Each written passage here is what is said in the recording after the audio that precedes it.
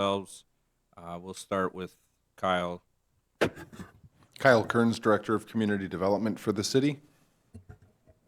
Brennan Hagan, Division Chief of Fire. Todd Eckes, Fire Chief. Ryan Austin, committee member.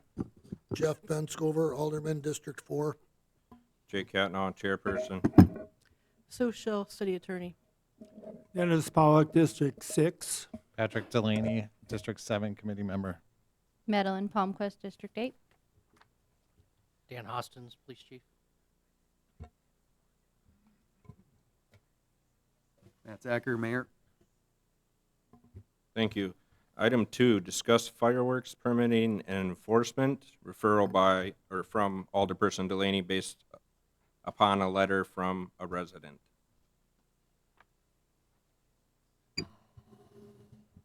Okay, so with this, I would like to have the discussion about the fireworks ordinance that we have with the noise ordinance. And if there's anybody from the audience that would wish to speak either in favor or against this, now's your chance.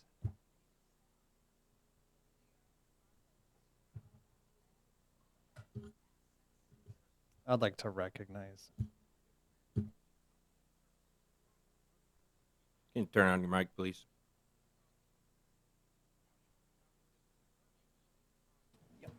Got it. Okay, my name is Ellen Raisler, and I was the one who initiated the letter Ma'am. with some, Can you state your address as well? my address is 3612 Lincoln Street, Wisconsin Rapids, and I initiated this letter to the council along with some other citizens in the community who are concerned about the excessive noise from illegal fireworks and those permitted by organizations or two organizations like the Rafters. Those of us who live within hearing distance are concerned about the increase in both the permitted fireworks displays and also over the last several years about the increase in illegal use of fireworks. If you've read the memo, I pretty much laid everything out there, and I'm not sure what the legislative committee's, scope is in handling this other than to address ordinances. Am I correct in that? Or to change ordinances? We do have a fireworks ordinance, which I've done a lot of research since sending this original memo, and Mr. X met with me on one occasion to talk about the permitted use of fireworks, and that basically if the requirements were met for safety and other issues from the organization, then the permit would be granted. I understand that. I understand that there are very stringent requirements for that, but I also feel that the granting of those permits and the additional ones that are being issued this year do butt up against the noise ordinances in the community, and that's, I guess, where I think the legislative committee could be involved in that. So do you have any questions? I don't know how much you want me to go into here. If you've read the memo, you pretty much have all the details. For the people that haven't read the memo, would you like to discuss your point of view and your side on this? Sure, I'd be happy to.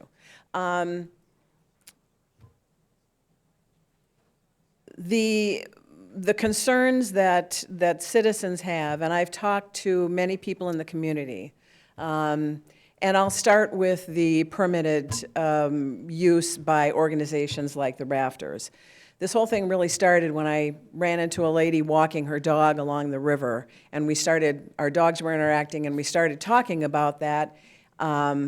And she said to me, I live near Witter Field, and she said, I have 3 pets, And when the rafters are shooting off fireworks, my cat literally goes in the basement and throws up. My dogs are terrified. It doesn't just last for this period of time, it lasts all evening. They anticipate it the next evening, and she said it's really a distraction for us.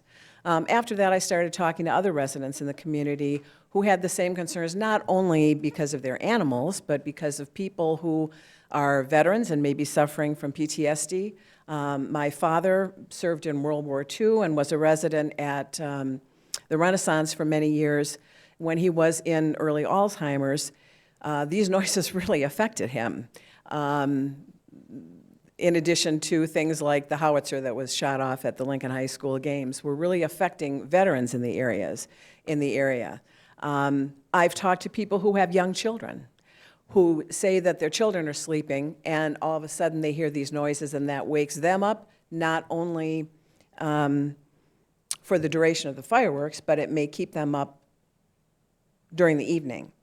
So then I started doing some research, and in the letter that I sent, I outlined that according to the demographics in the area, that several people more than are attending the game are affected within a 2-mile radius of the fireworks displays that go on at the rafters, for example. That's downtown Wisconsin Rapids. It's not like it's in some remote location that's not going to affect people. There are a lot of residents that are affected in one way or another. Another group would be the elderly, who may be sleeping, waking up, being jarred awake by a firework in the middle of the night may cause them to slip and fall. There are several concerns with people who are perhaps not appreciative of this. I had contacted the rafters, I and others have contacted the rafters about this issue. They maintain that this is something that they want to do to celebrate their fans. And while I appreciate the fact that they want to celebrate the event of the day, I do not believe that it is their right to bring that event into my home if I choose not to attend the game. The other issue has to do with illegal fireworks by members of the community. In my neighborhood, it started as early as April last year and went on really until about October, November. This year, it started on January 1 because it's the first of the year. I have met with the chief of police, who has been very helpful in letting me know what their parameters are. And I have learned a lot about citizens needing to report illegal fireworks in their neighborhood. And so I'm working on getting some information out to the community that just basically informs them of the number that they need to call and what the police are able to do in what situations. So that's basically it. We have no problem with the city's fireworks. That's obviously an event designed to bring the community together and for everyone to be able to celebrate at the same time. It's those who choose to have their private celebrations at the expense of others that we're concerned about. Thank you. So I figured this would be a good topic that we could have a good, healthy debate on. And in order to have a healthy debate, you need to have both sides. I actually have spoken to many members of the community who are for the fireworks. And I know that we have a large Hmong population here in Wisconsin Rapids who love celebrating the 4th of July.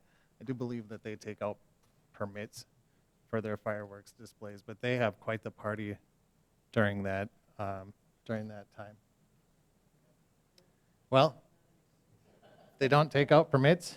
They would have to get that permit through us, and we have never received permits other than the rafters, BMX bike track, and then the permit for our 4th of July fireworks. Once in a while, prior years, there used to be a group that met down by the Veterans Park, and it was a get-together for somebody that had died, and it was like a remembrance of it. But those are the only permits that we have given in the last 6 years, 5 years. And You spoke of the increase of them. We've given out the same amount of permits for at least the last 5 years to the rafters and the BMX bike track, so. The person I talked to recently was not, this is the gal that I ran into down at the river, had told me that she had received a notice from the rafters saying that they had increased from 3 to 5 games. Excuse me, although we can embrace a healthy debate here, Sorry, would I'm done. be called on if I don't believe Alderperson Delaney was done. Okay, so anyway, I'm all for having 4th of July fireworks. I think that it is good. I'm also in favor of the rafters having their fireworks in support of their wins that they have here in town. And I would like to hear other people's viewpoint on this.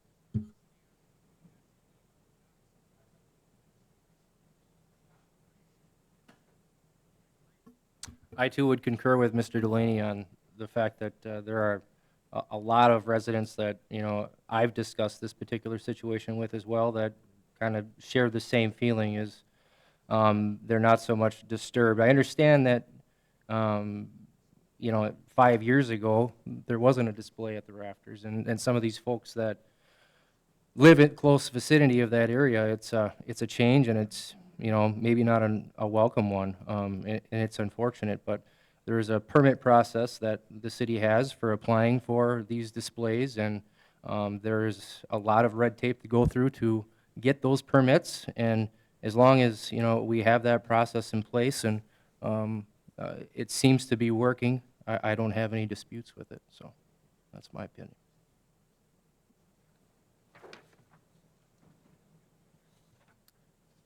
Would anyone else like to speak?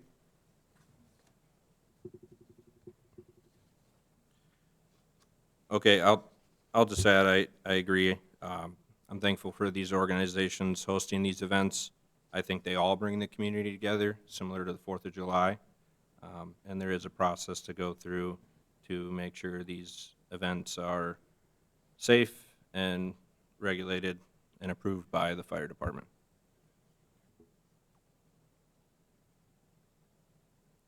I don't have a button. So in the spirit of finding a middle ground here, I see that there's a number of games that go on that are home games for the Rafters. And if they have fireworks each time they win, let's just presume they win each time they play at home, it's quite a bit of noise. I don't know, obviously, as the legislative committee, we can't force them to have a certain amount or duration of fireworks unless we change the ordinance, but potentially speaking with them about that duration could help a little.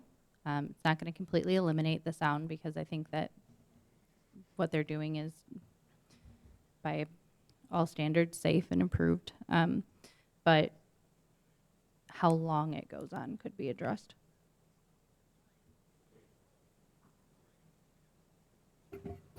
So just to clarify, when that happens, it doesn't happen after every win. That has to be sent in, the dates specified and the times prior to the season even starting. So just for clarification point, it's not after every single win. There are, Brennan just looked it up here.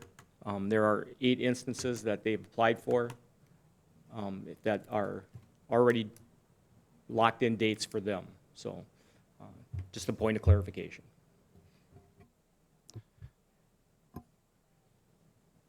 Yeah, we have a lease with them that limits, that actually allows fireworks, and it limits them, and it must be, I know it's between 6 and 8, but if they've asked for 8, it's probably 8. I'm trying to pull up the lease right now, but, so we can actually control that, and we have through the lease with them, since we own the ballpark, but have allowed them up to 8 each season.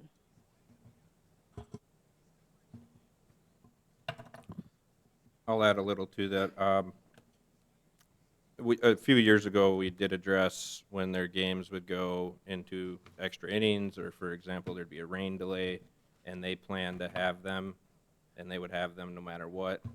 I do believe we put a restriction on how late they could go. So if they're rain delayed and they're not starting the first inning until 9, 10 o'clock, they're not going off at 2 in the morning.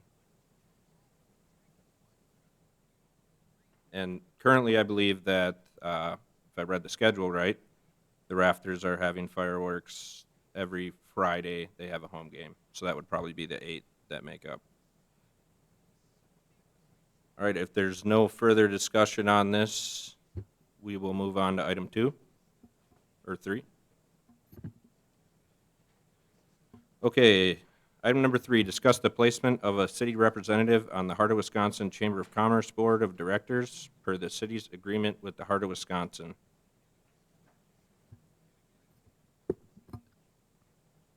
Kyle? Thank you. A few of you can recall a few months ago, we entered into a contract with the Heart of Wisconsin for the amount that we provide annually. In that contract, it was 4 pages. It outlined a handful of items, somewhat of a scope of work or services that they would provide us for those dollars. And item F is a board member appointment. It indicates that the Heart of Wisconsin shall extend a voting board member seat for city representation on the board. The city shall appoint an alderperson or city staff to fill the seat on the board. As a voting member, mandatory attendance on the board is required. I will note that their board meets 4 times a year, so quarterly.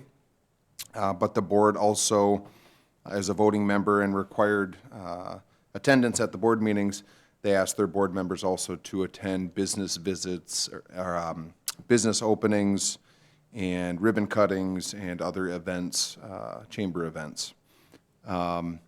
I don't necessarily have a recommendation on how the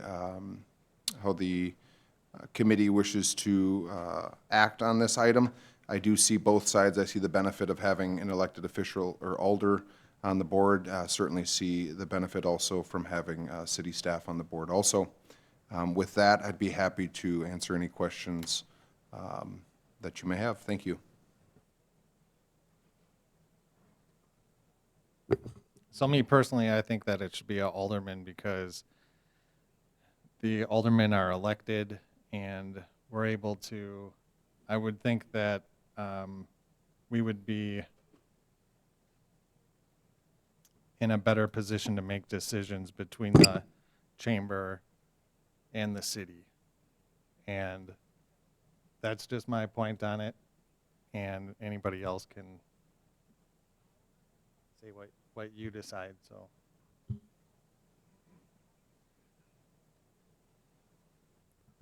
I would be interested in that position if that's what you guys decide to do with an alderman. I'm retired.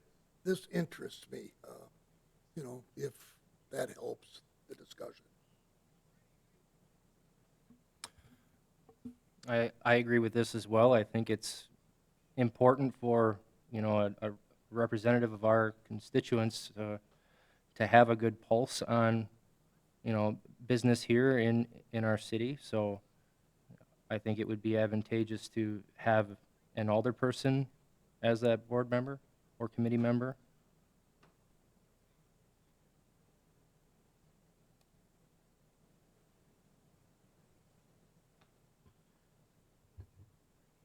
I would agree. I think this was the intent when the lease was put together, was to hopefully get an elected official on the chamber board to speak for the residents. The way I would see this going is similar to other committees and commissions, that the council would nominate someone for that position. And, with that, if anybody would like to speak against that, they can. Otherwise, I'll entertain a motion to.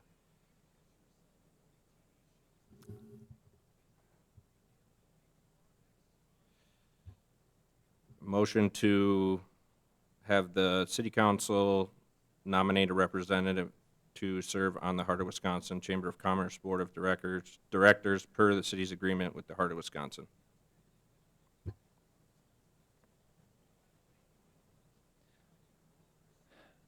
Are we going to discuss term lengths or anything like that on it. It's a 1-year term. Is it during the person's term as alderman? Yeah, so I would assume this would stay the same as we do with appointing to other committees and commissions. If we need to address that, or if it would fit into what is already written in regards to those, Sue? Yeah, we actually have a couple that say for their term of office, which doesn't mean like if they're going to be on it for 20 years, they're on it for 20 years. It's just when they complete their term, then it would need to be renewed. And then we have others that are kind of annual at the reorganizational meeting. So, you know, whether you want that person to be just every year it's revisited, or if the person is just starting their, a term, then it could be for 2 years if you want to do it for their term of office. So could be either, but you probably should make it clear which way you want to go. I think term of office is the way to go.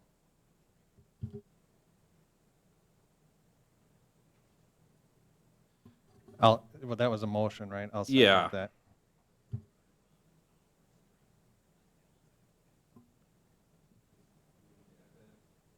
Yeah, I think you could just ask for unanimous consent to amend the motion to specify that's for the term of office, and if no objection, then you can vote on the motion. I'll request unanimous consent to amend the motion. Okay, then. Motion to appoint a city representative from the council on the Heart of Wisconsin Chamber of Commerce Board of Directors per the city's agreement with the Heart of Wisconsin for a term that extends to the length of their elected position.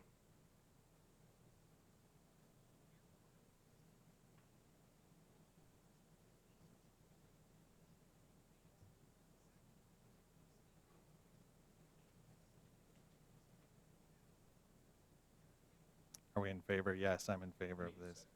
Oh, I seconded it before. Yeah. All right, motion by Catnaw, second by Delaney. All in favor, say aye. Aye. Yes. Aye. Item 4, discuss and consider revisions to Chapter 18 Fire Code held over from a previous meeting.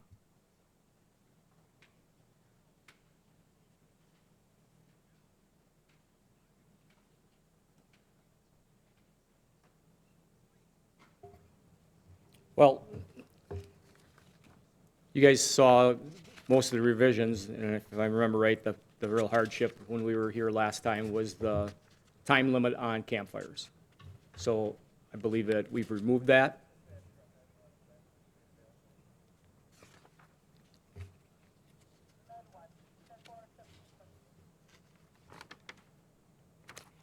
The rest of it stayed the same.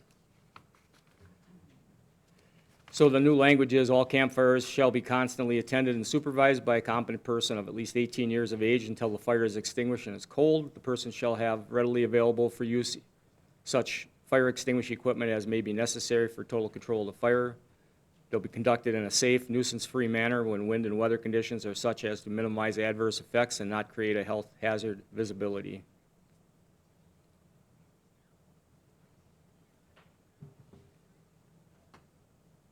Ryan?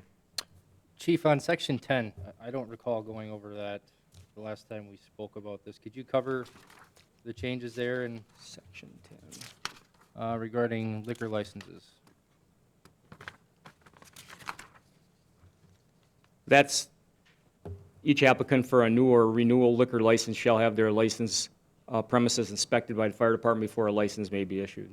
That's standard practice across the state. That's actually, ask Sue for sure, but I believe that's in statute. That's one of the reasons why we do liquor license get inspected twice a year.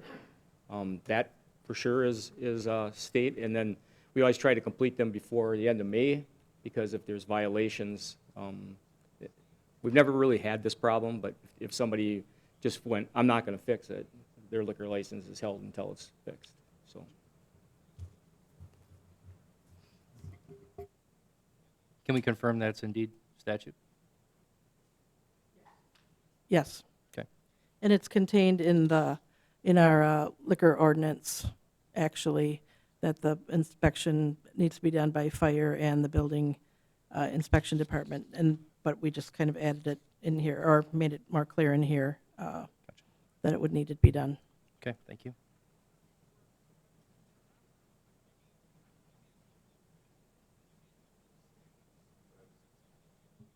Last time there was also some concern about brush clearing.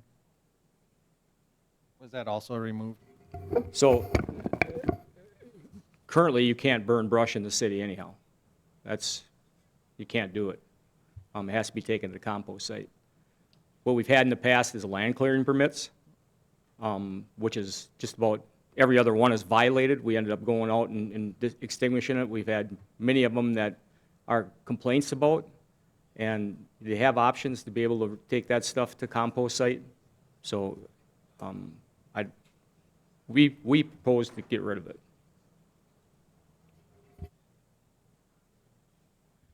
Yeah, this is something that I took a little bit of exception to. I've had some time to digest a bit.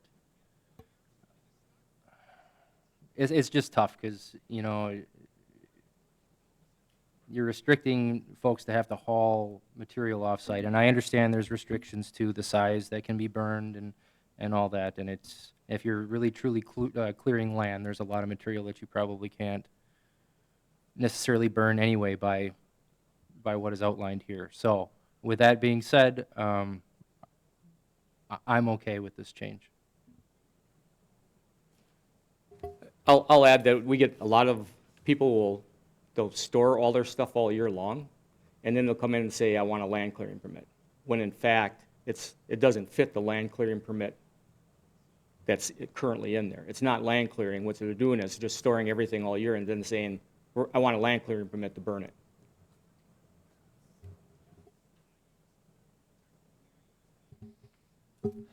In section 3, it talks about the fire chief or fire marshal being able to enter. You had taken out during reasonable hours. I would first like that put back in, but 2, I wanted to make sure that this was in compliance with resident rights and resident curtilage of their properties. Currently, we only do fire inspections from 8 in the morning till like 4 or 5 o'clock in the afternoon. So, I mean, that's, quite honestly, when they go here to any one of these, they'll walk in and say, you know, I'm Brennan Agan, I'm here to do a fire inspection, is this a good time for you? That's usually how it all starts. And if they say, you know, this is just a crazy day, can you come back? Everybody will say yes and walk out and come back. So I think that was taken out because there isn't really an unreasonable hour that we do inspections.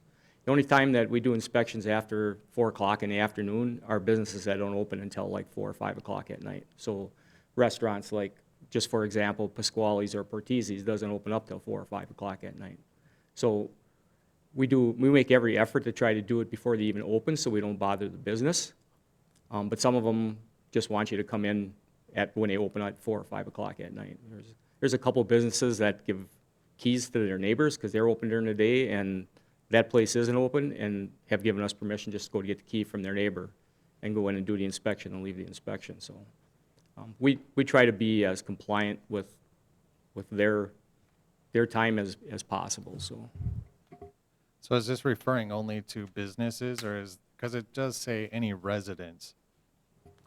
We have no authority to do building inspections on anything R2 and below. So a duplex or a single-family residence, we have no authority to even request to do an inspection. On R3s, so like a threeplex, a triplex, or larger, yes, then it is. And then, and only then, can we do the common areas. So we can't, like if it's a multifamily dwelling, we can't go into the apartments. We do the common areas to make sure that the common areas are safe for the people and their families that are in that residence. So we check exit lights, emergency lighting, smoke detection, alarm systems in the basements, make sure they're in compliant with all their utilities and things like that. So only common spaces. Could we make that clarification in the ordinance? Is that something that we could do? That's actually in law. I understand that. I would just like it to be clarified in the ordinance, because as somebody reads this ordinance, simple Well, person. Right, and actually, I think the intent was to make this less restrictive for the owner, because it originally said, department personnel may, during reasonable hours, enter any building or premises within the jurisdiction of the department for the purpose of making any inspection or auspices of the codes listed in section 18.02. And so we've changed it to, you can inspect, but if the owner or occupant denies access to the property, a special inspection warrant may be obtained. So it's you need permission to go into any type of building or occupancy, and if they don't, then we'll get a special inspection warrant. So, I mean, we've added that the special inspection warrant would be needed if the owner does not give permission.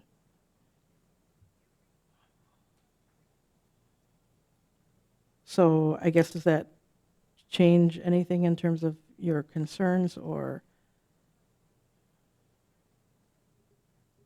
I was just wondering if we could clarify, instead of having any residents, like which places are getting inspected.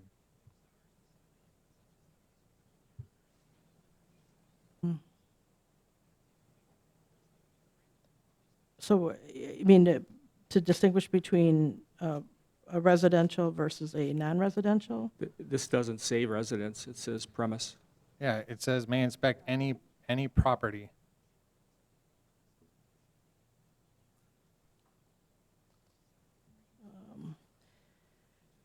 Yeah, I mean, I guess this violation could be having a wood-fired furnace, having a burn barrel, land clearing.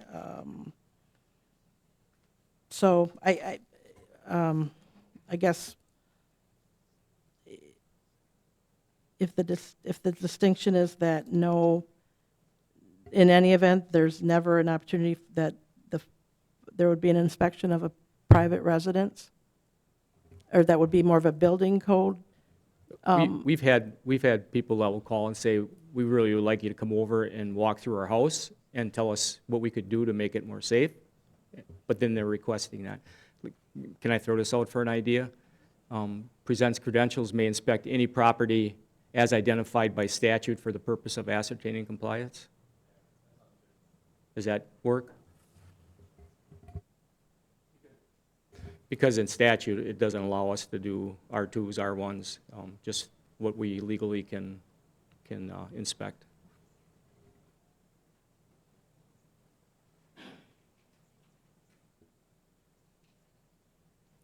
Since we're making clarifications, going back to the liquor code, I think it would be helpful to refer to that code in this section. Right now, it doesn't refer to anything else, which appears then that it's complete, and it's not. There's another section that people would have to look for in order to find all of the information that they're desiring.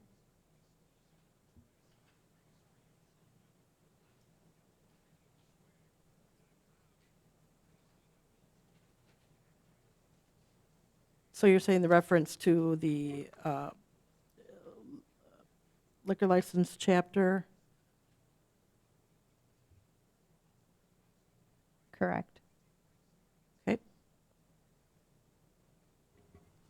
So did you say that was actually in the application for a liquor license? I'm not sure if it's in the application, or maybe, because I think the clerk just automatically contacts you and the building inspection department to do those. But and I don't know when she, if she makes them aware of that or not.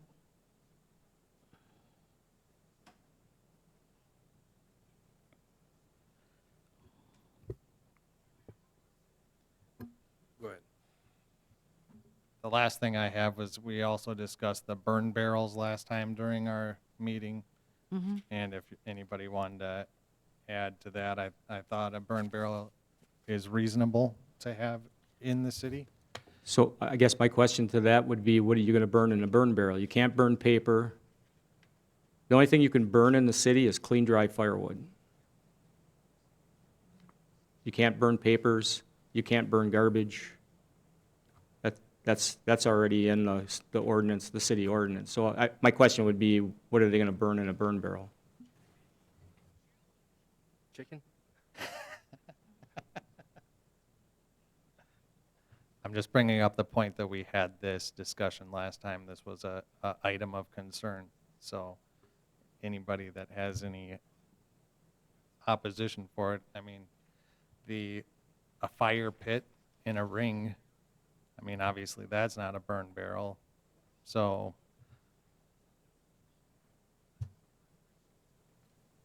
I'm just bringing up the point that we had previously talked about this.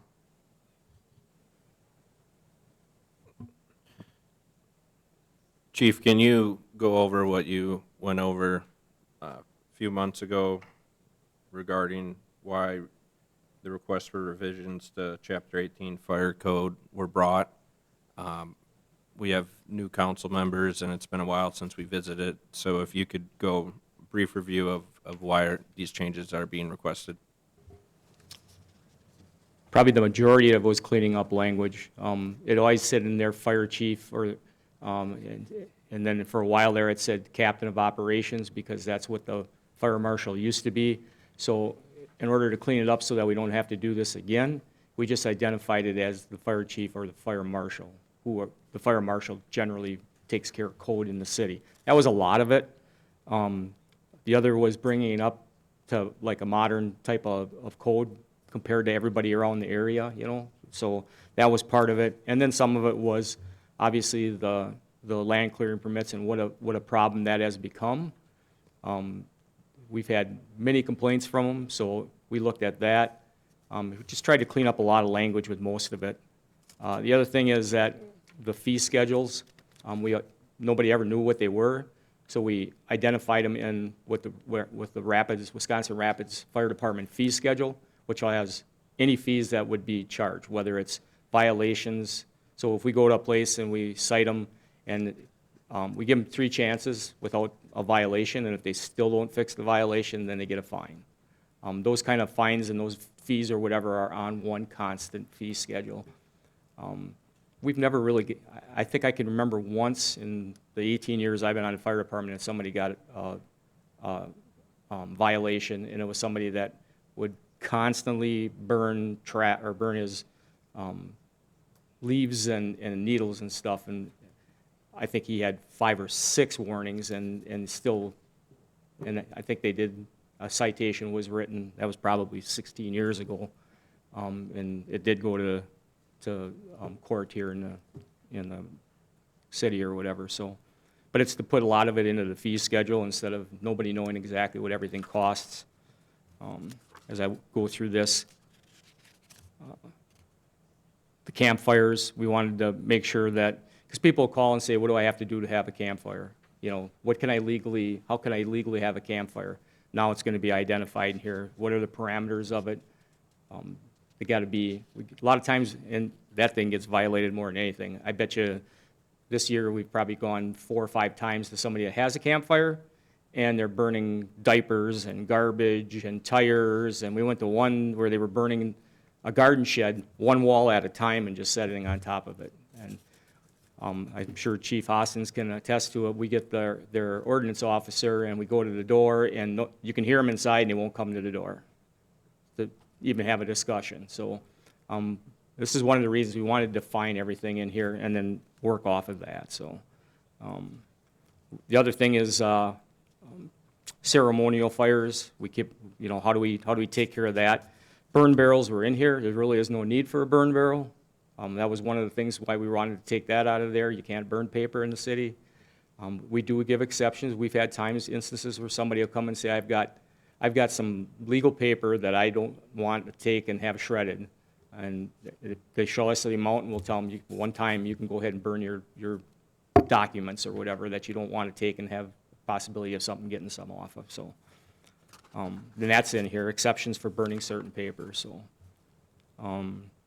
The outdoor wood-fired furnaces, really, if you look at the parameters that were in there, nobody was gonna have one in the city anyhow, because you gotta be so far from a structure, even if it's your own, there's not even room for it in the city anyplace, so that's another one that was taken out. Just look at lanterns, these Chinese lanterns. That's a nightmare looking for a place to happen. And you put up a flame up in the air, and they don't have any clue where it's going to come down. It's just not even, it shouldn't even be in there. There's plenty other avenues to be able to celebrate. They can use some fireworks if they want to do it illegally, so, or legally, I mean. So a lot of it was cleaning up, but some of it was, again, the land clearing and the burning barrels, the things that really caused the biggest heartache for citizens as somebody's doing it and doing it illegally, so. Thank you. The item reads, discuss and consider revisions to Chapter 18 Fire Code. With that, it's been requested that language be cleaned up. I would agree in areas that are marked in the packet that some of that does need to be cleaned up.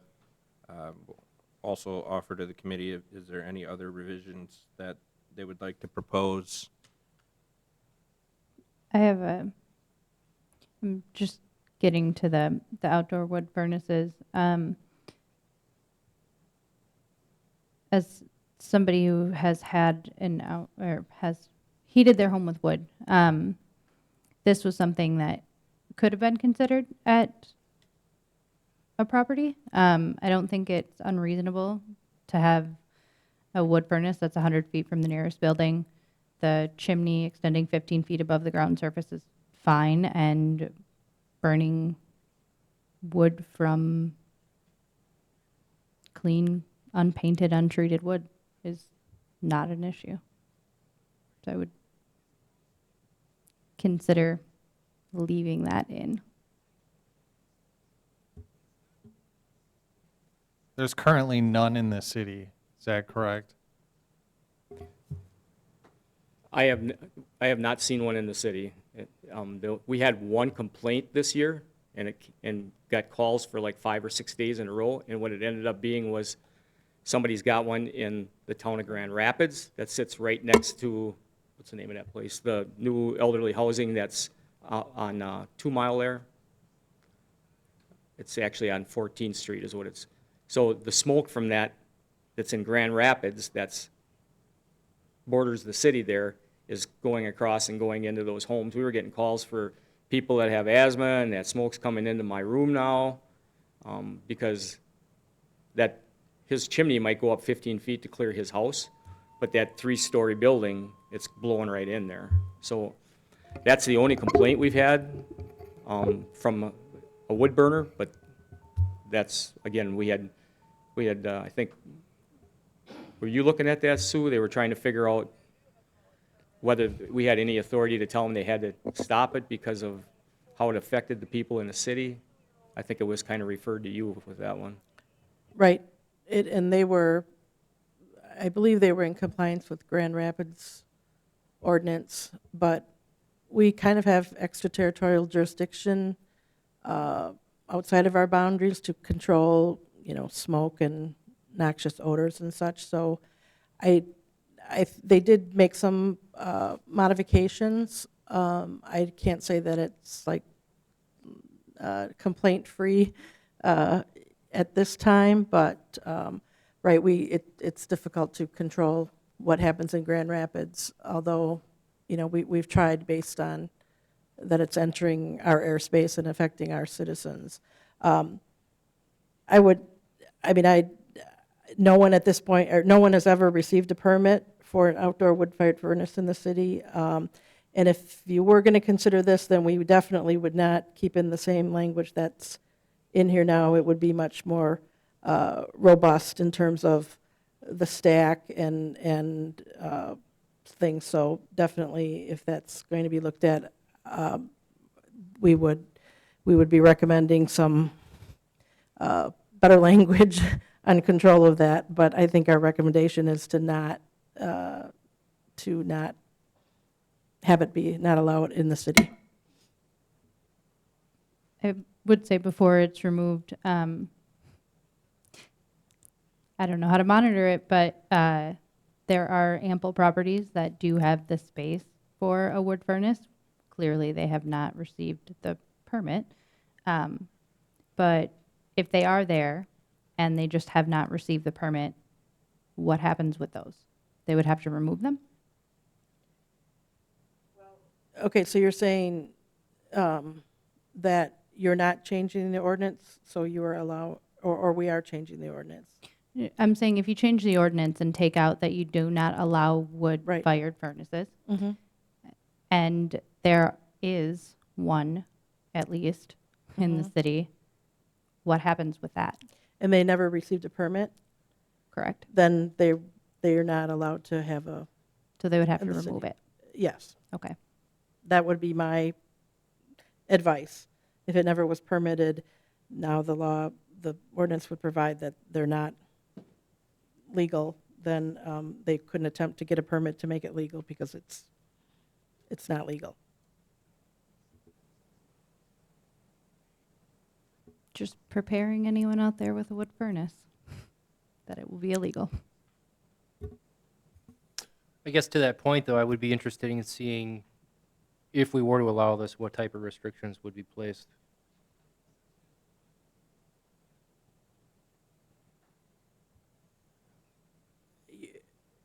Like you want me to give you some of that now, or Yeah, if you're, that was well, I know the DNR basically recommends no burn barrels, no outdoor wood-fired furnaces in kind of urban kind of areas, and so, but they do have some model language, probably if you want, for maybe more rural areas that would address these. I mean, the stack would have to be so much higher than, 15 feet above the nearest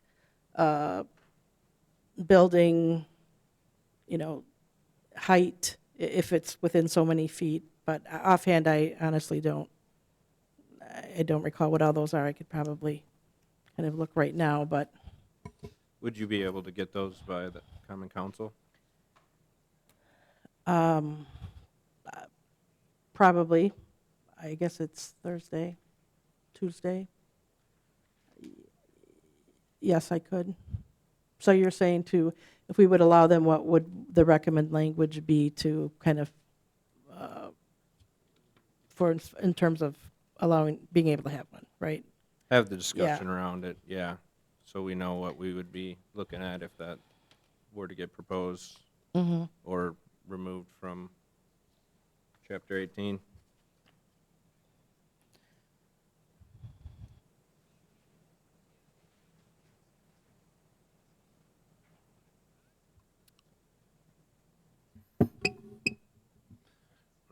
Can I make a motion then to review this at council and either approve or disapprove? Then everybody can decide. Is that possible, Attorney Schill?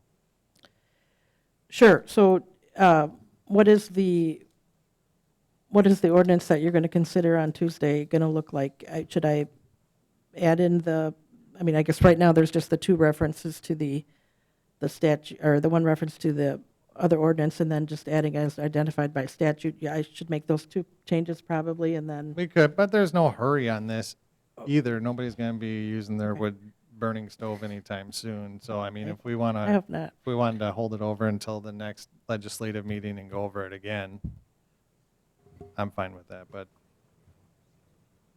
Yeah, up to you. I mean, I can, whatever you want to do. I'll see what everybody else wants to. I'll make a motion to approve Chapter 18 Fire Code revisions with the revisions that we discussed, holding out the wood-burning stove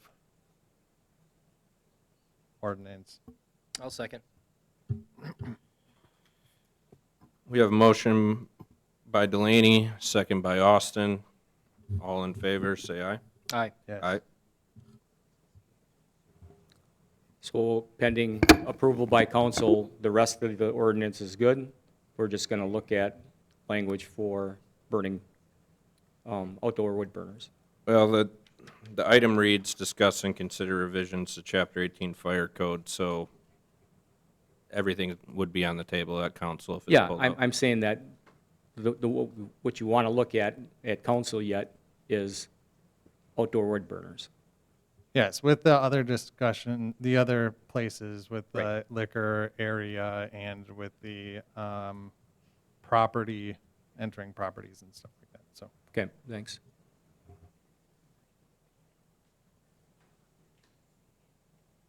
And I would just add that the way it reads, consider revisions to Chapter 18 Fire Code. If someone were to pull it out and address the fire code in general, my understanding would be that there could be discussion around the entire code. But that is the direction that is being given around those items. Okay, on to item 5, discuss and consider revisions to Chapter 27 Parking, referral from Alderperson Delaney after consideration at the Public Works Committee/Council.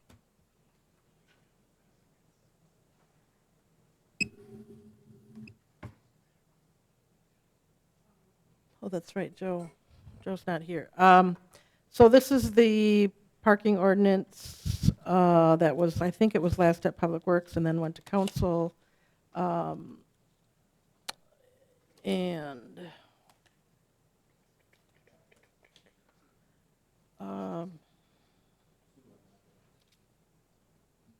oh, March 7th, Thursday, March 7th is when it was brought to public oh, works. okay. So Joe and Paul and I met, and where is my copy? Here we go. And I think the only changes that were made based upon us meeting, I mean, not, we didn't revisit the, whether there should be overnight parking or not, or whether it, different options to that. It was more continuing on the cleanup, and I think the only thing we had changed was to, in the towing, page 10 and 11, regarding the towing, that we were going to add an additional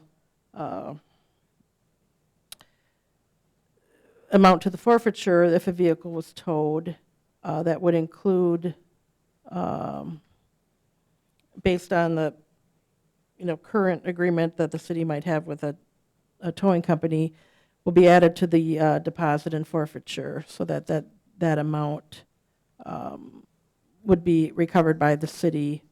And then we also changed the, per your request, that parking tickets, instead of having just two days to pay that amount before it's doubled, that you would have 14 days to pay a parking ticket. And I think that was all. But I know you still want to talk about whether you, just the general overnight parking in general, maybe changing that, or else if you want to continue with the alternate side parking. I think we kind of cleaned that up to make it more clear if you want to continue with that. That's on page 7. I've never had my vehicle towed during a snow emergency, so I have a general question about towing of vehicles. So let's say I parked on the road during a snow emergency. A tow company is called. They pick up my car. They take it where?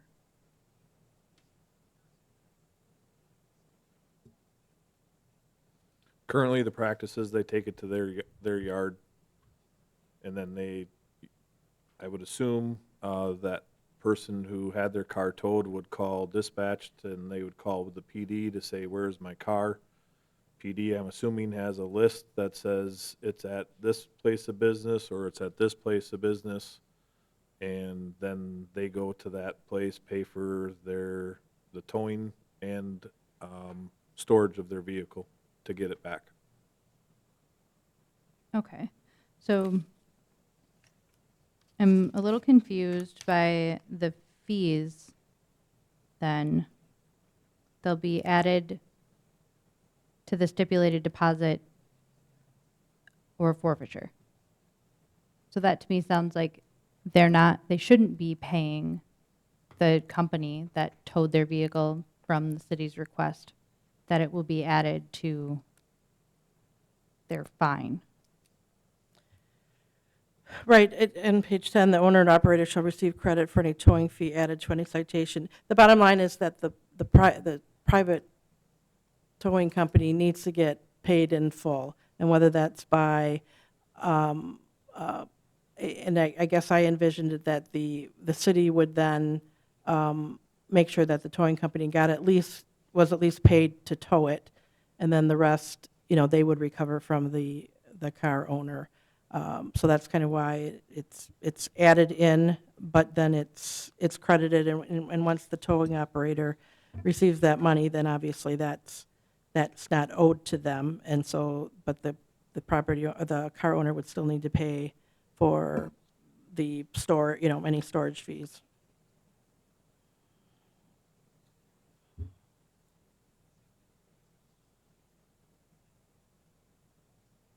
Okay.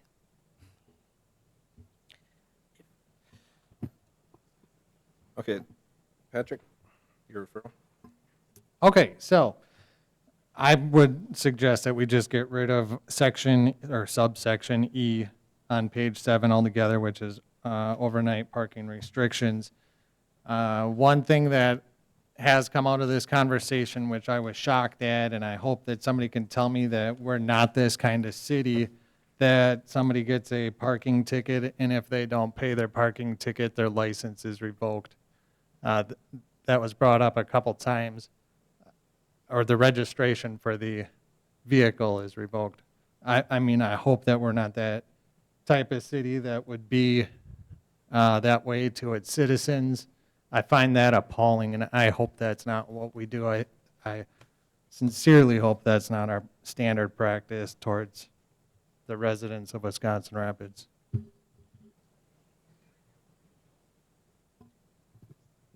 Thank you, Patrick. With that, the conversation has been around mostly overnight parking.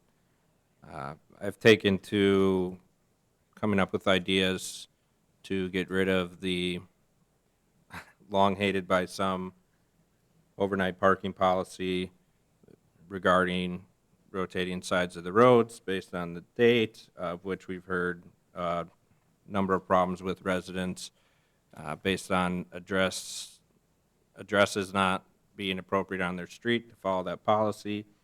And I believe that we can get creative as a city in how we approach this. I don't think it's necessary to have the rotation, and as we see, a lot of people aren't aware on what side of the road they should be on what day. We have people who come from out of town that park and often receive tickets because they're not aware of the ordinance. So what I believe is we could come up with a parking nuisance ordinance. I've written up a little of what it could look like. I've spoken with the city attorney about this.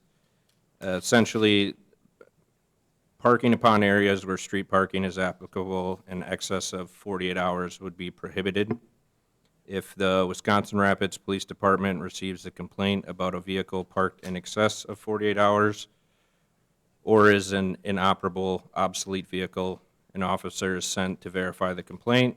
The officer will issue a citation to the vehicle and the vehicle owner with a notice of 24 hours to move the vehicle. If the vehicle still remains after 24 hours, the officer will continue issuing citations to the vehicle in accordance with city ordinance. In the event the Wisconsin Rapids Police Department is unable to make contact with the vehicle owner or the vehicle is not moved within 10 days, the City of Wisconsin Rapids will have the vehicle towed and removed from city streets at the owner's expense.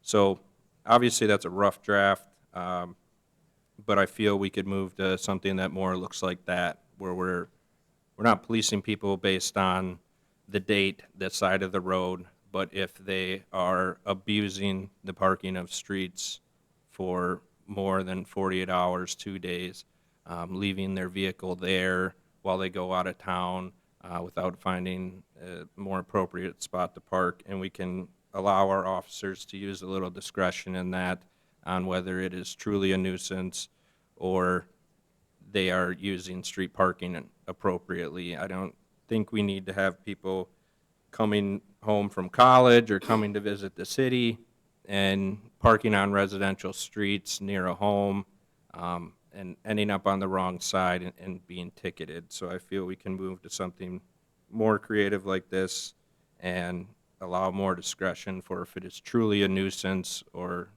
it's simply a mistake and being on the wrong side of the road.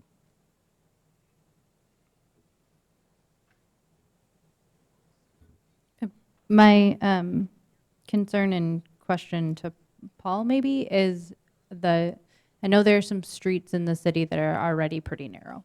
And if we allow parking on both sides of the streets 24 hours a day, as long as they're not parked for 48 hours or 72, whatever it ends up being, is that going to congest traffic and prohibit or potentially prohibit vision on roads and lead to the accidents potentially? But I'll take that up as I wrote this, but this is only where parking is currently applicable. So if there's not parking allowed because of a narrow street or because of a vision issue, anywhere there's no parking currently allowed, that would stay in place. It's really just addressing the areas where there's two sides of the street and overnight parking, people park on the wrong side. There is an issue with there being no parking on one side of the street in which people can't then park on the other side every other night. And this would, again, alleviate that issue. And if you have anything else to add, Paul? So, yes, it will be an issue because right now it's alternate side parking from 2 a.m. to 5 a.m., which a lot of times our snow plowing operations start at between midnight and 3 o'clock in the morning. There are some areas that they don't follow the parking restrictions currently. Most of them happen where there's apartment complexes with over-parked parking lots and things like that. So yeah, there is going to be some difficulty in getting a snowplow down a 32-foot wide road that has 10 foot of cars on both sides of it, so you're now going to have 20 feet, and we're 24 feet wide when we go down the road. So but you work around it. It's what you guys decide to legislate, you know. Prior to this ordinance being put in place, I think there was actually no parking on city streets overnight, unless you called it in. I don't know the reason why that went away. I think it had to deal with the fact that we no longer had a dispatch center, and it was a county dispatch center. You know, I will say that alternate side parking is common in central Wisconsin. Both Wausau and Stevens Point have it. City of Marshfield has it during the winter hours, not in the summer months. You know, I think we all that worked on this could agree that it was, you know, outdated, and there are some things that we could do that we did to clean it up. I've even seen some websites that are simplifying the statute to layman's terms, you know, but then also have contacts to the statute, you know. But again, it's whatever this body's decision is, we'll work through it, so. Thank you. And in a snow emergency, no parking is allowed on city streets, correct? We do not declare a snow emergency every single snow event. Right. We don't declare emergency unless we get more than 6 inches of snow. Okay. So, again, this being discussion on how to alleviate the overnight parking issue, would there be a problem in the summer months if this were to be implemented? There can, we do, depending upon the downtown area, once a week we sweep our highways and downtown parking areas and things like that. So, there may be more debris on the streets if there's more cars on the streets that we can't get into certain areas. But the other piece of it would be too is that if we're going to allow them to be in the same spot for 48 hours, that may dictate what type of street maintenance that we can do and things like that, where, they have to move them. So most of the time they're not in the same place. So summer hours would be less of an issue than it would be the winter hours, correct? Because there wouldn't be street maintenance between 2 and 5 a.m.? No, just the street sweeping would go on. During that time? Yeah. Okay. The street sweeper comes in every Thursday and works 11 p.m. on Thursday to 7 a.m. on Friday. Okay. Thank you. I still believe this is something that we need to try to implement and also be open to other ideas or changes. Again, this is just something I put together to move away from every other side of the road based on date. It sounds like this would be something that would definitely want to be implemented more in the summer months, and with maintaining the ability for the street department to snowplow during the winter. Open to discussion if anyone would like. Were we ever alternate side parking all of the time versus the 2 a.m. to 5 a.m. restriction? Could we just do that? Like alternate side parking, wherever you can park?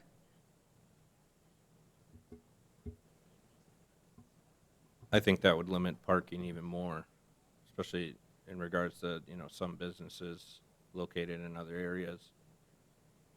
The goal is really to, we have people come in all the time, and I'll give an example of a gentleman who came in, and he has a work truck that he parks outside his home.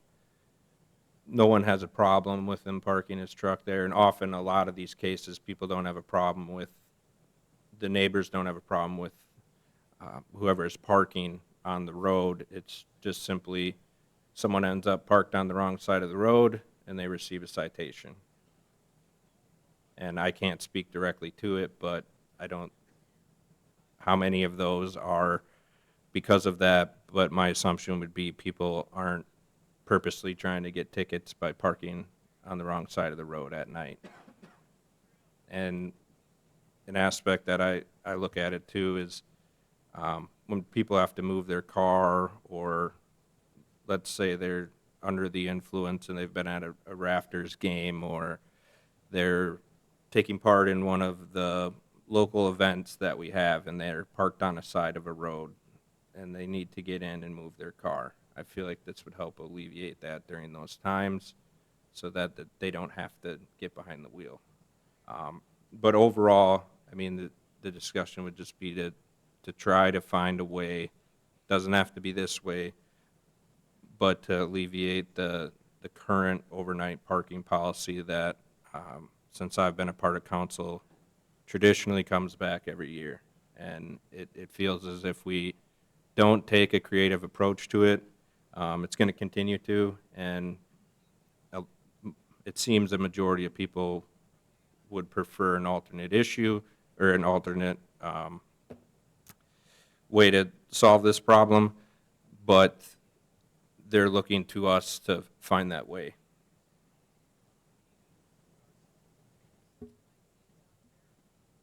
I appreciate the work you put in, Jake, on formulating this nuisance parking. I think it's worth definitely looking into. I'd like to see it on paper and something that we can maybe make some additional revisions to if we feel necessary. And I also agree that it may be necessary to keep the even odd parking for the wintertime, just to ensure that, you know, we're doing our due diligence to have the roads open as much as possible for plowing activities, similar to Marshfield. So that's where I'm at right now. I don't know that I'm in a position to approve anything at this point.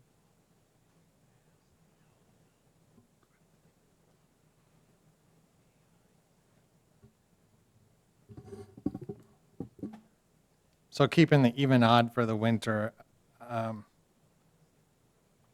kind of understand that, but on the other hand, I would rather just get rid of this overnight parking, the 2 a.m. to 5 a.m. I don't really see a need for it, as you can park on the roads up till 1:59 and then 5:01 in the morning.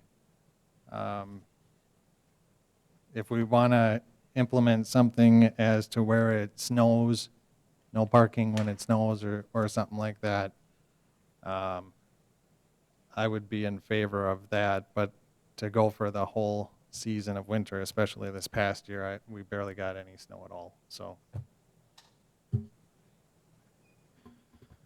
Would the committee be comfortable with motion to direct the city attorney to draft a ordinance in regards to what I've proposed here tonight, and then we would be able to revisit it and make adjustments to fit what the council and committee approves? So she drafts an ordinance, and then we take a look at areas we might want to tweak or changes we might want to make just to get the ball rolling on a possible solution to this. sorry, I'd like to get rid of that section E and then pass it as it is, because there was a number of other changes that they had made to the parking ordinance. And we can look at adding the nuisance ordinance in later. Me personally, it's up to you guys though. I believe if we removed it, it is summer pretty much already. If we removed it, the parts of the chapter 27 or the parking ordinance that refer to vehicles that are inoperable, those would remain in the parking code. Is that correct? You mean like abandoned vehicles and so Correct. on? Yeah. Yes. Or an inoperable, unlicensed. Okay. I do feel we need to have some type of draft of a replacement to move this forward, as I don't believe the council as a whole will pass removing E as a whole. So I'm going to make a motion to direct the city attorney to make revisions to chapter 27 in regards to a parking nuisance ordinance. I'll second. Motion by, oh, go ahead. While removing section E.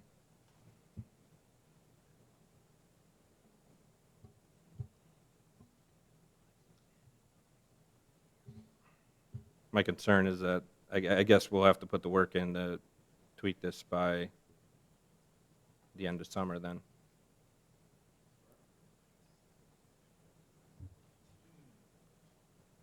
I won't amend my second, so I'll retract it then, Okay. if that's the motion. All right, so motion by Catnaw, second by Austin. All those in favor, say aye. Aye. Those opposed? No. Motion passes 2-1. Item 6, discuss and consider the police department's automated license plate reader policy referral from myself. So it was budgeted for 2024 for the police department to purchase the flock cameras for the city. I'm going to yield time to the chief here to speak on a proposed policy that would be implemented if we decide to move forward with the flock cameras. Again, they were budgeted for, I believe, have not been purchased yet. That's correct. We, during the budget process, just for those of you who weren't involved in that, there was quite a bit of discussion about this during that time, and it was agreed that we wouldn't make any purchases or move forward with it until we had an agreed upon policy. We went through several different policies and came up with one, and then there was some discussion back and forth between myself and the city attorney regarding maybe a little bit more comprehensive policy, which I looked at, and I agree with her that this little bit more comprehensive policy that it models after Oshkosh, I believe, Wisconsin's policy on flock. I think it's a very good, comprehensive policy for the use of the flock camera systems. It's also complies with CALIA accreditation. So not only has it been vetted through another organization, another law enforcement organization and city, but it's also been vetted through an accrediting organization as well, which to me gives it considerable amount of credibility, and I think it's a good policy, and we can move forward with it. Now, it is included in the packet. I don't know if anyone has had an opportunity to look at it, but it was included in the packet here. I've got page 64 in this PDF is where it starts. I guess my question is what would you like to know specifically about the policy or about the use of these cameras? As everybody had the opportunity to read through the policy, it is, I believe, 17 pages, 12 maybe.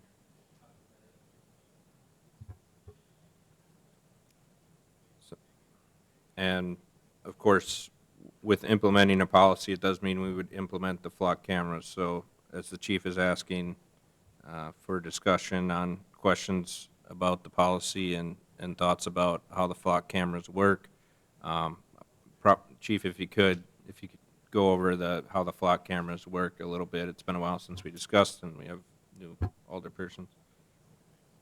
So they're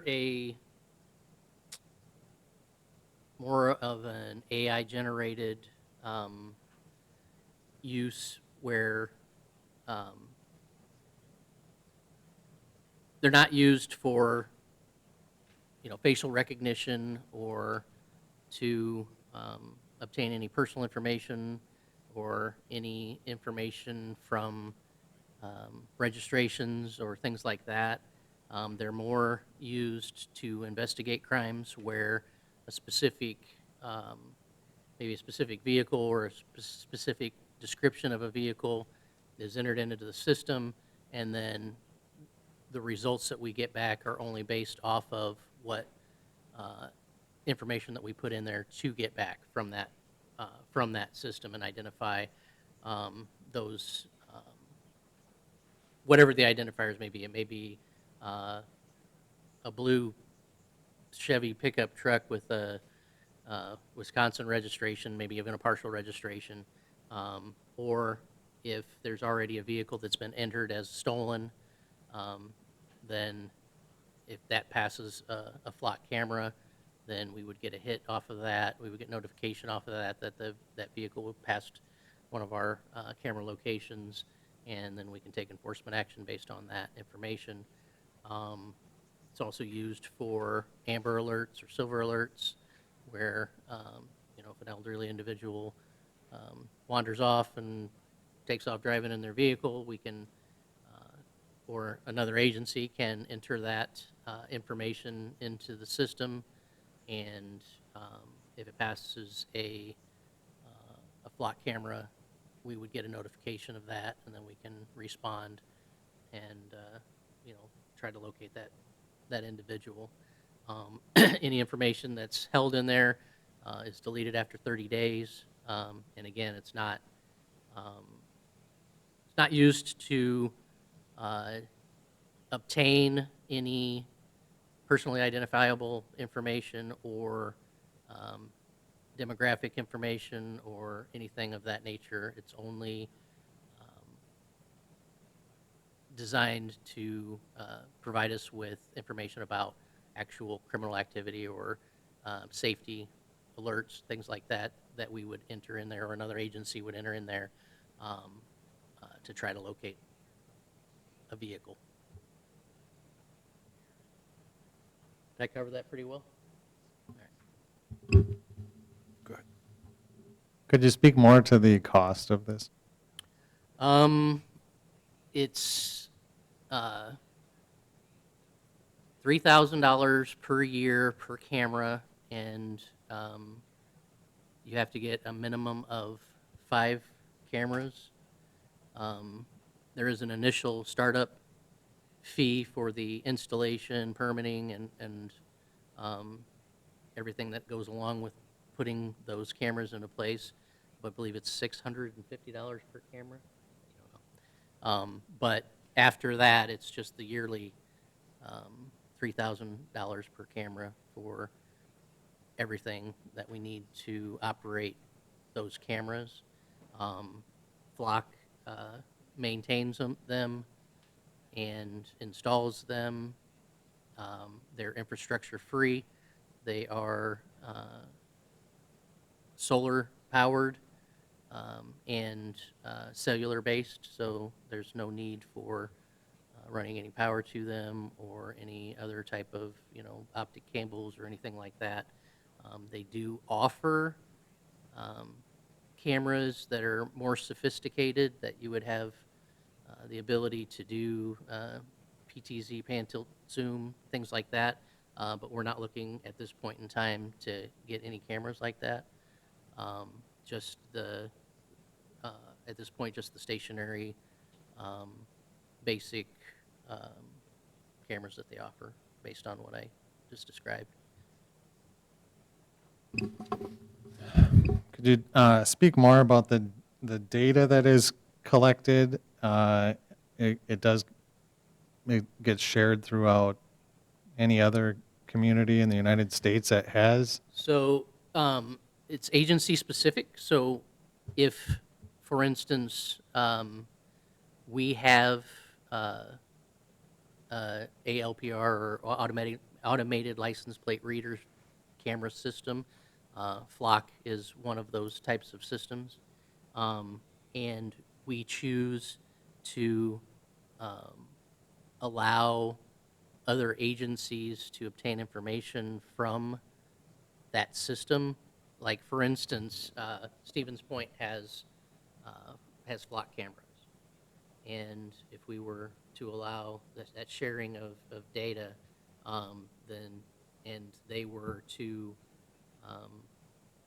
enter in, maybe they're looking for a robbery suspect or something like that, and they entered it into the system, and that vehicle, which is very likely to happen, were to travel from Stevens Point to Wisconsin Rapids and pass a Flock camera in Wisconsin Rapids, then we would get an alert on that if their data was shared with us, and then vice versa if we had a similar situation where we had something that we were looking for, a certain vehicle we were looking for based on whatever, criminal activity, homicide,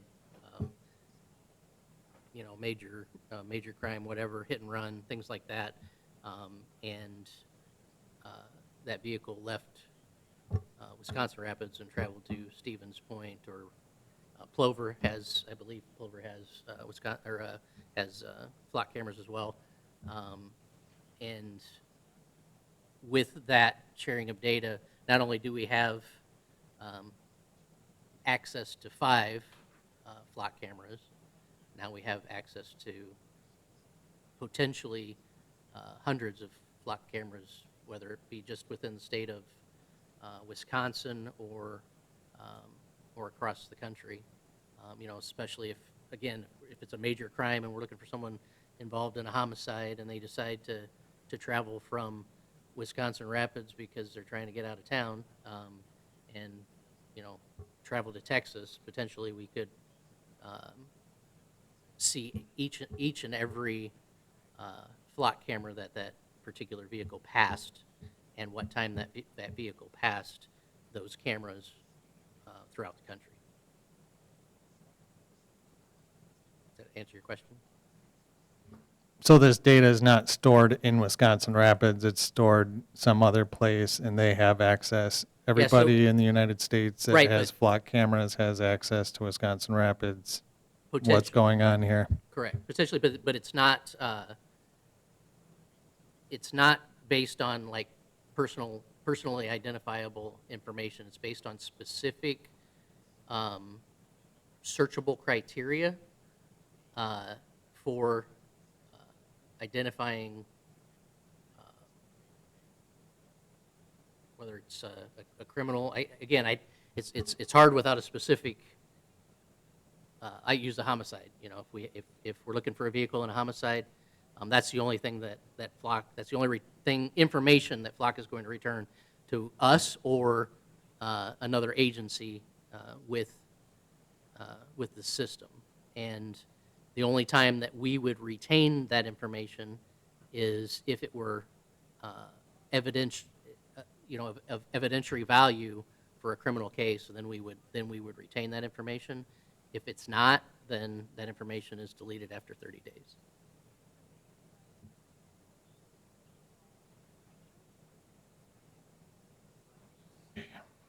So I'm pretty sure I'm in a minority on this committee and in the council that I'm definitely not for this. I think $15,000 could be used in a lot of other community building ways other than community surveillance.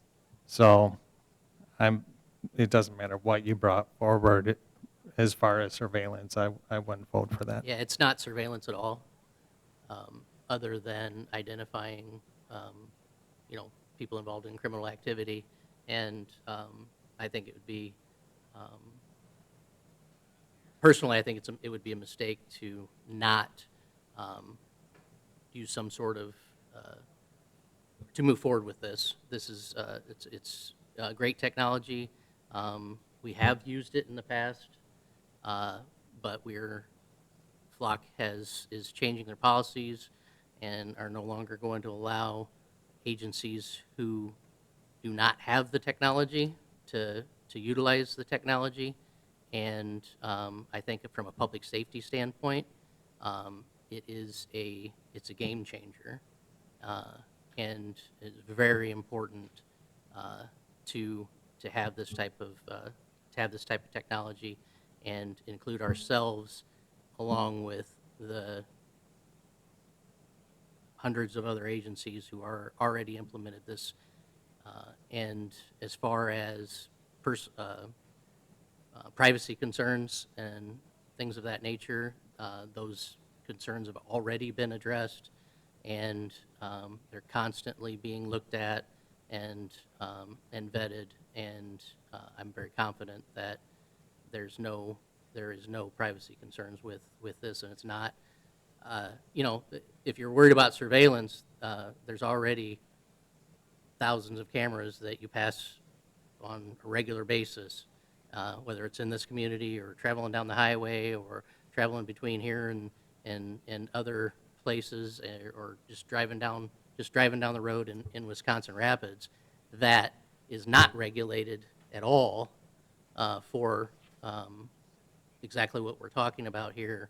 And this particular system is limited to only obtaining information that is needed to solve crimes, and maybe identify and capture criminals or save lives of people who are missing by identifying their location quickly and getting officers to the area quickly and locating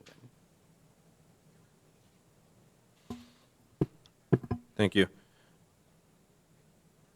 Chief, the concerns from people are that the flock cameras have to capture everything in order to use the hit system that is described in this policy, which is more of a hit system type policy, correct? I guess for lack of a better term, yeah, it's, you know, it's going to be recording images, but not, nothing personally identifiable, meaning it's not, you know, Jake Catna drives past a flock camera, all it sees is an image going by.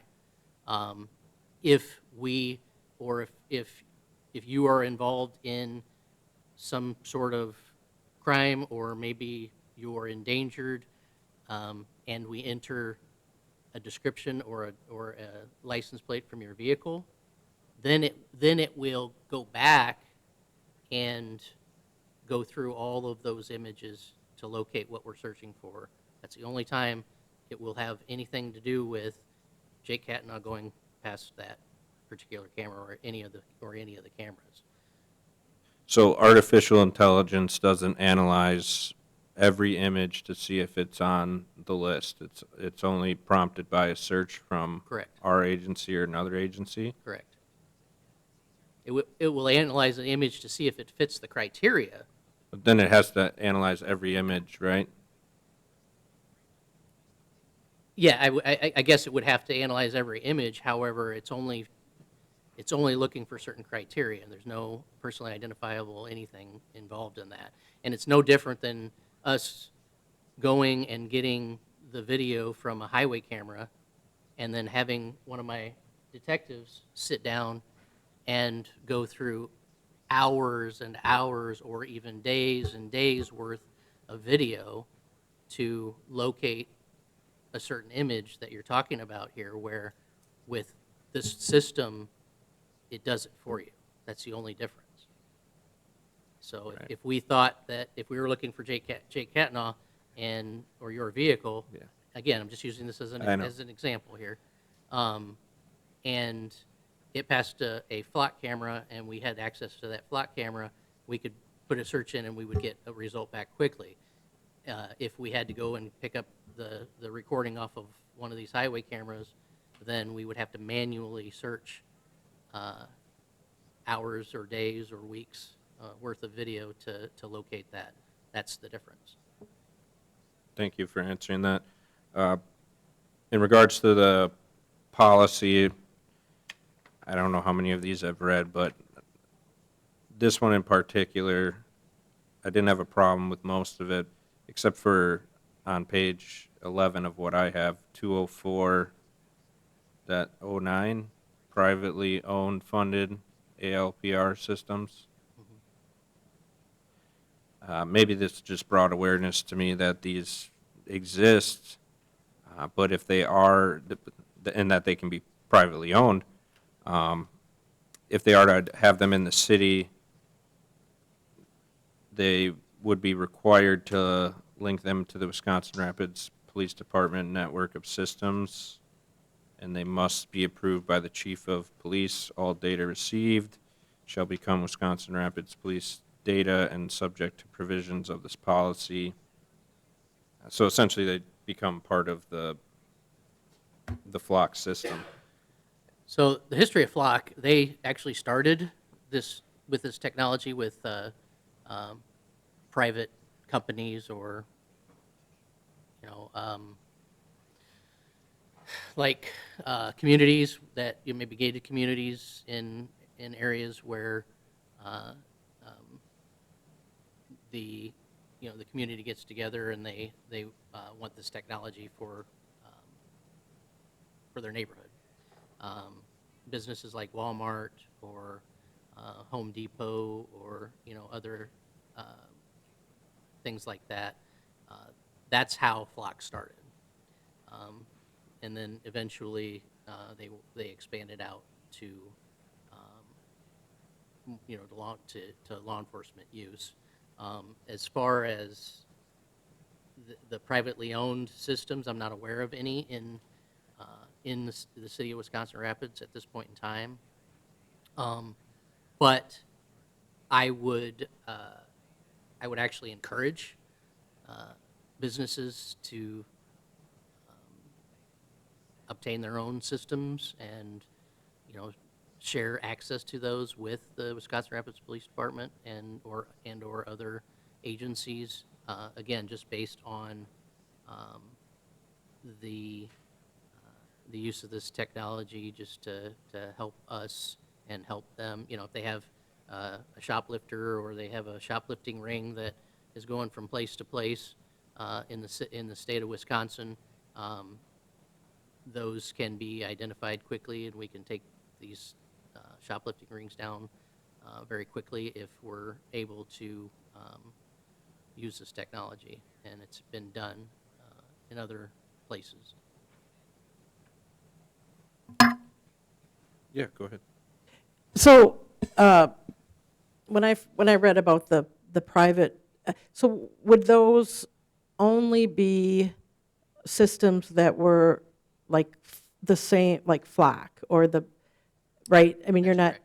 so those would all be systems that would have the same policies and restrictions and safeguards? That's correct. Because they would be Flock. So it's just an additional cameras for you. Because my first concern was, well, they're giving this information to us, and like, is that information going to be the same that you'd be getting, kind of vetted and restricted and pursuant to the Flock? But I guess, so the only ones you would be looking at are would be part of the same system. Correct.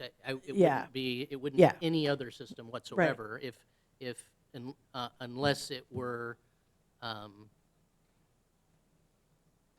unless there were some sort of interface or integration with Flock. Right. But it would still, regardless, it would still have to follow Right. the exact same guidelines and technology. Right. And, Absolutely. Right. there would be no no difference in privacy concerns or anything like that in the use of those cameras. It would just be additional tools for us to reduce the amount of time that we spend hunting down and solving crimes and looking for, like I said, maybe an Amber Alert or Silver Alert or something of that nature, that where a lot of times time is of the essence. And again, I think it would be a mistake to not become part of this system. Mm-hmm. And I think, and maybe you misspoke, that you were saying that if private persons had these, that they had to link them, but that's not the right. It says they may choose, may want to purchase their own and link them. We're not requiring, private people could have these, we wouldn't even know it, and Correct. you're not requiring that they have to That's correct. link with you, That right? is absolutely correct. It would be an option of theirs and not a requirement.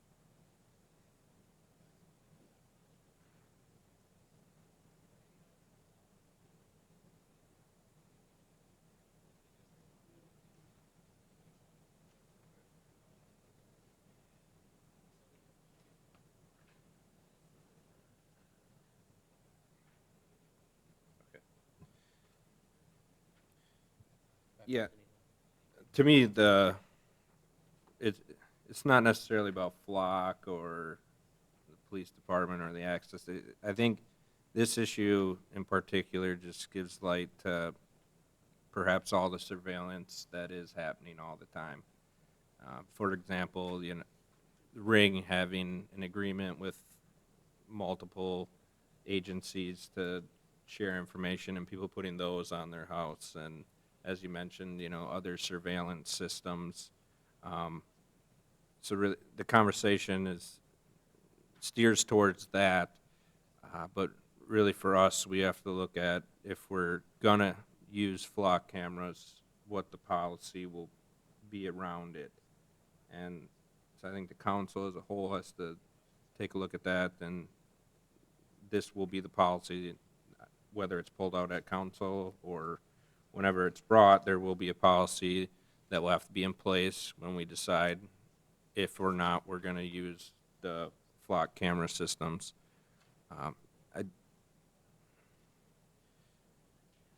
I think the fear is how far this all goes and to surveillance and how much people feel they're being surveilled and how we can alleviate those concerns if they feel that way, or assure and know that people aren't.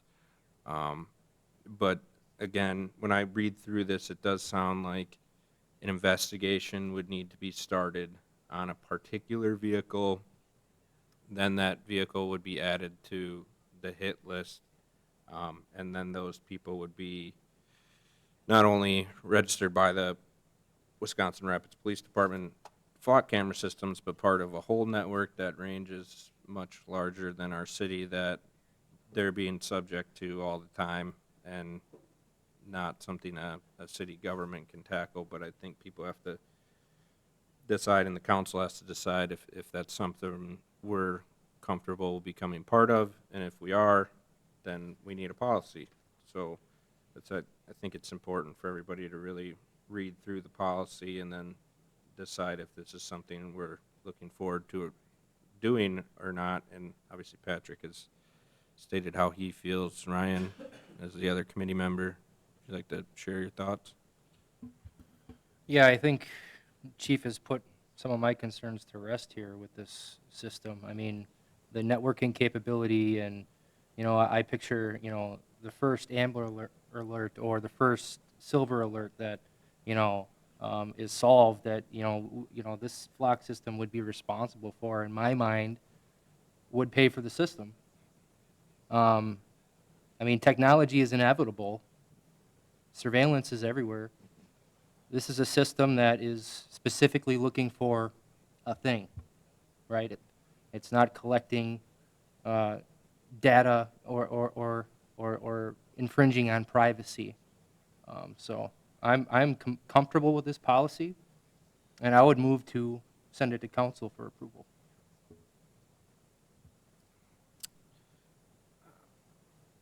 Before we go any further, I'll ask one more question. So if there is software updates that are pushed out to the flock cameras, such as facial recognition, because it's not in the policy, we will not be utilizing those. That's correct. That's absolutely correct. Okay. And on top of that, we did an annual report for 2023 for the police department. It hasn't been done in several years prior to 2023.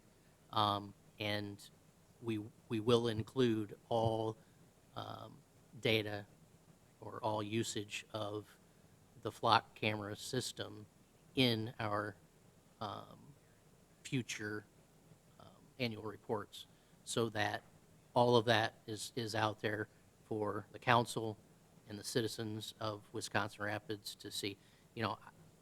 I'm all for, the privacy rights and I swore to uphold the Constitution of the United States, and I take that very seriously. So from the transparency perspective, I want the citizens of this city to know what the police department's doing. I want the council to know what they're doing and what they're getting out of the money, the money that they're spending on our budget every year, so that you can have that confidence in the police department that we are doing, what's right for this city and this community. And I just feel like this is just one addition to our tool belt, so to speak, to help us in solving crimes and protecting lives. Thank you. I've been back and forth on this I am not in favor of a, surveillance type state or city, but as has been spoken to, it is occurring as we speak. I would ask if any of the other alderpersons here or even the mayor would like to speak on this issue.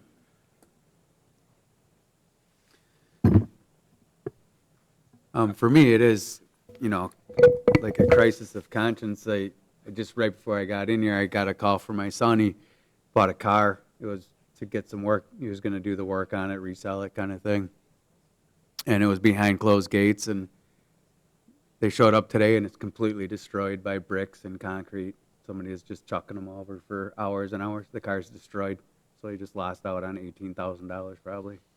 So I'd love to have cameras. I mean, wouldn't that be great? And we're going to go looking through the neighborhood and try to figure out if we can figure anything out. That's the nature of the beast now, though. Like we want it, but we know once we do this, this is us, giving the public or the government the opportunity to surveil us, and we know that we have these restrictions on it, and that'll be good. For the time being, who knows what's to come in the future?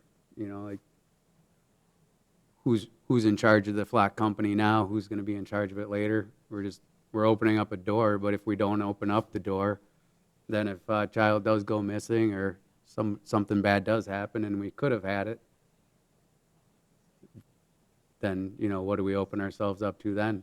So there's no way this is an easy decision to make, because it is the future of society that we're talking about. It's not just these cameras just right now and, just with these restrictions. So it's an important one to decide on. So I respect the fact that we have to make that decision. Thank you.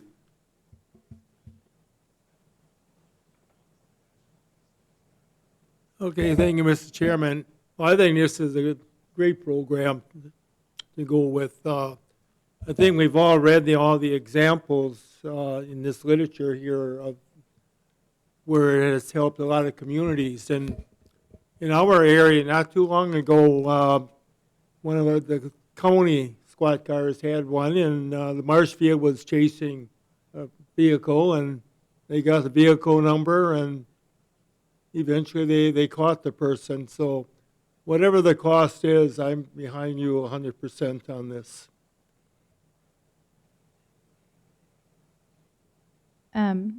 I heard you, Chief, say a couple of times that when you enter in the information from a vehicle, the flock system looks back to see if that vehicle ever passed that camera or that place. Does it give you, how quick are the updates? I didn't see that in the literature. How quick are the updates for? Like if you enter in my information and I drive past a camera, do you get those as well as going back? Yes, so it'll go back 30 days. The once after 30 days, all the data is deleted. So we are restricted to that, but I think that's one of the compromises that we're making with this system, just so to give some of that peace of mind that that we're not retaining data from vehicles passing just indefinitely.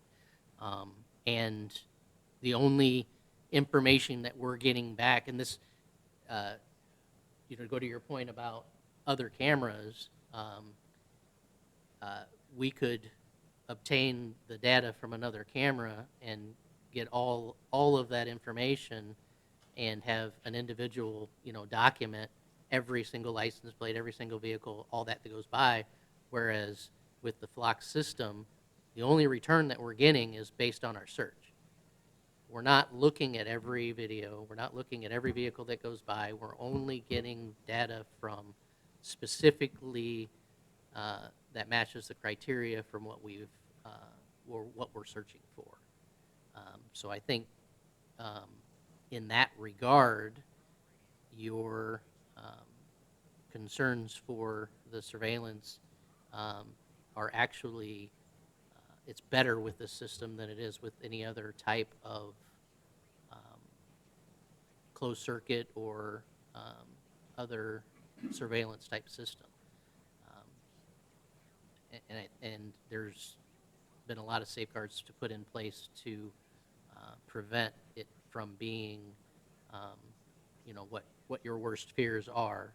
And honestly, like I said, you know, I take my job very seriously, and were a situation to arise that would, you know, bring in facial recognition or, you know, things of that nature, I'm gonna bring that to your attention and give you the opportunity at that point to decide if we want to continue with the system. And if at that point and I'm not saying it's going to happen, and I don't foresee it happening, but based on our conversation here, I want you to rest assured that if that were to come down, that were to be in one of the updates, then the first thing I'm going to do is bring it to your attention and give you the opportunity to decide whether or not you want to continue with the system. Period.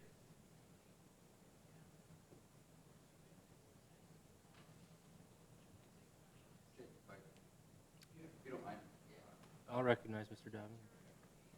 Dobbin. Detective Sergeant Dobbin, Rapids PD. Just from talking for having used the system, Flock did allow us to kind of preview it a little bit and use it. So the system, I can see all the different cameras in the state. If I want to be able to search Stevens Point, I have to send them a request to ask to use their cameras, and it would be the same for ours. So we would have our cameras. Any other agency would have to request us to share that information with them.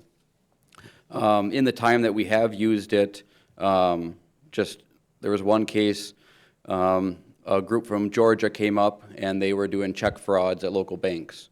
All I had on the case was a blue Nissan. I knew that they were at a bank in Rapids at this time, and then they went to a bank in Plover at a time I knew. I was able to search on Flock that this blue Nissan went through. I did the math between leaving this bank in Rapids to the Plover Bank. I found that vehicle, matched the description, matched the surveillance footage, identified those people, and that was $11,000 that we were able to solve for that crime. That's just that one instance where I used other agencies, Plover in particular, but if we had ones in our area, we could do the same. And then also with searching, every time that you search, you have to put something in the search criteria. So a case number or a reason code. So that's where we can come back and get that report at the end of the year of what was this searched for and what was the outcome and what did we get with that information. So just from an investigation standpoint, it's been very helpful. There's other cases that we've used it for. All the alerts that we're getting statewide are, look for this person they've seen on Flock in this location. So, Nakusa, Stevens Point, Plover, Pittsville, Portage County, Marathon County, Wausau, Cronin-Wetter, all these agencies are on board. So it's nice to have that kind of network and share information. Thank you.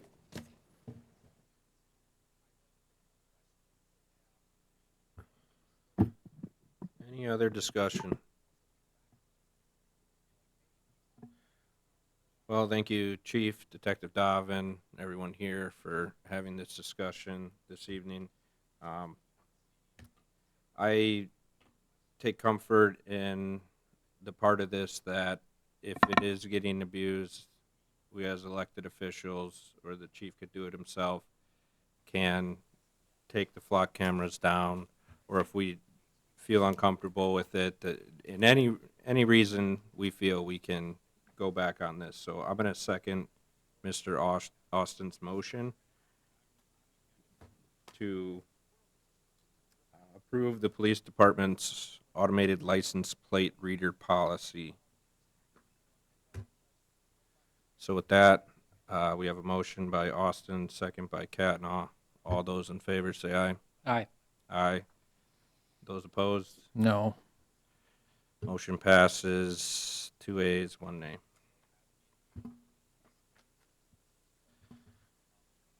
Item number 7, review of committees, commissions, and boards. Referral from Alderperson Delaney to review for elimination or make advisory to the council.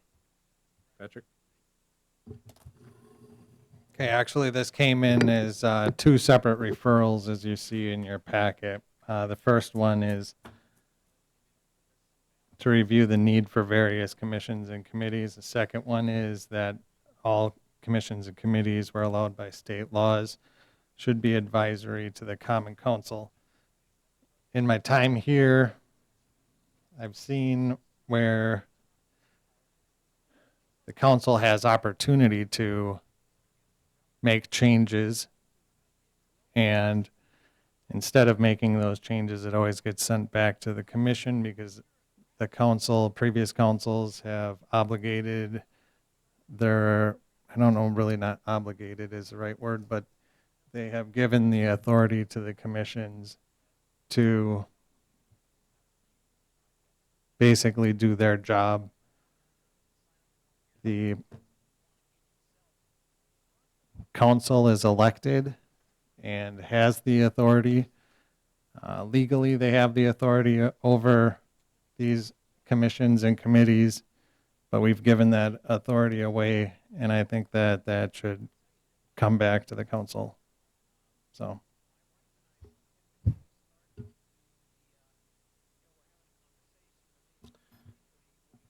Thank you. I agree with Patrick. I've been here for some time, and I couldn't tell you the number of calls I've gotten as an alderman that people think I can solve for them problems that actually go to a committee or a commission or some type of issue they're having. And the way it's structured by previous councils is really we have the authority to directly impact 4 standing committees. Everything else has been what Patrick was saying, delegated to other committees and commissions. Some of those, again, are required by state statute.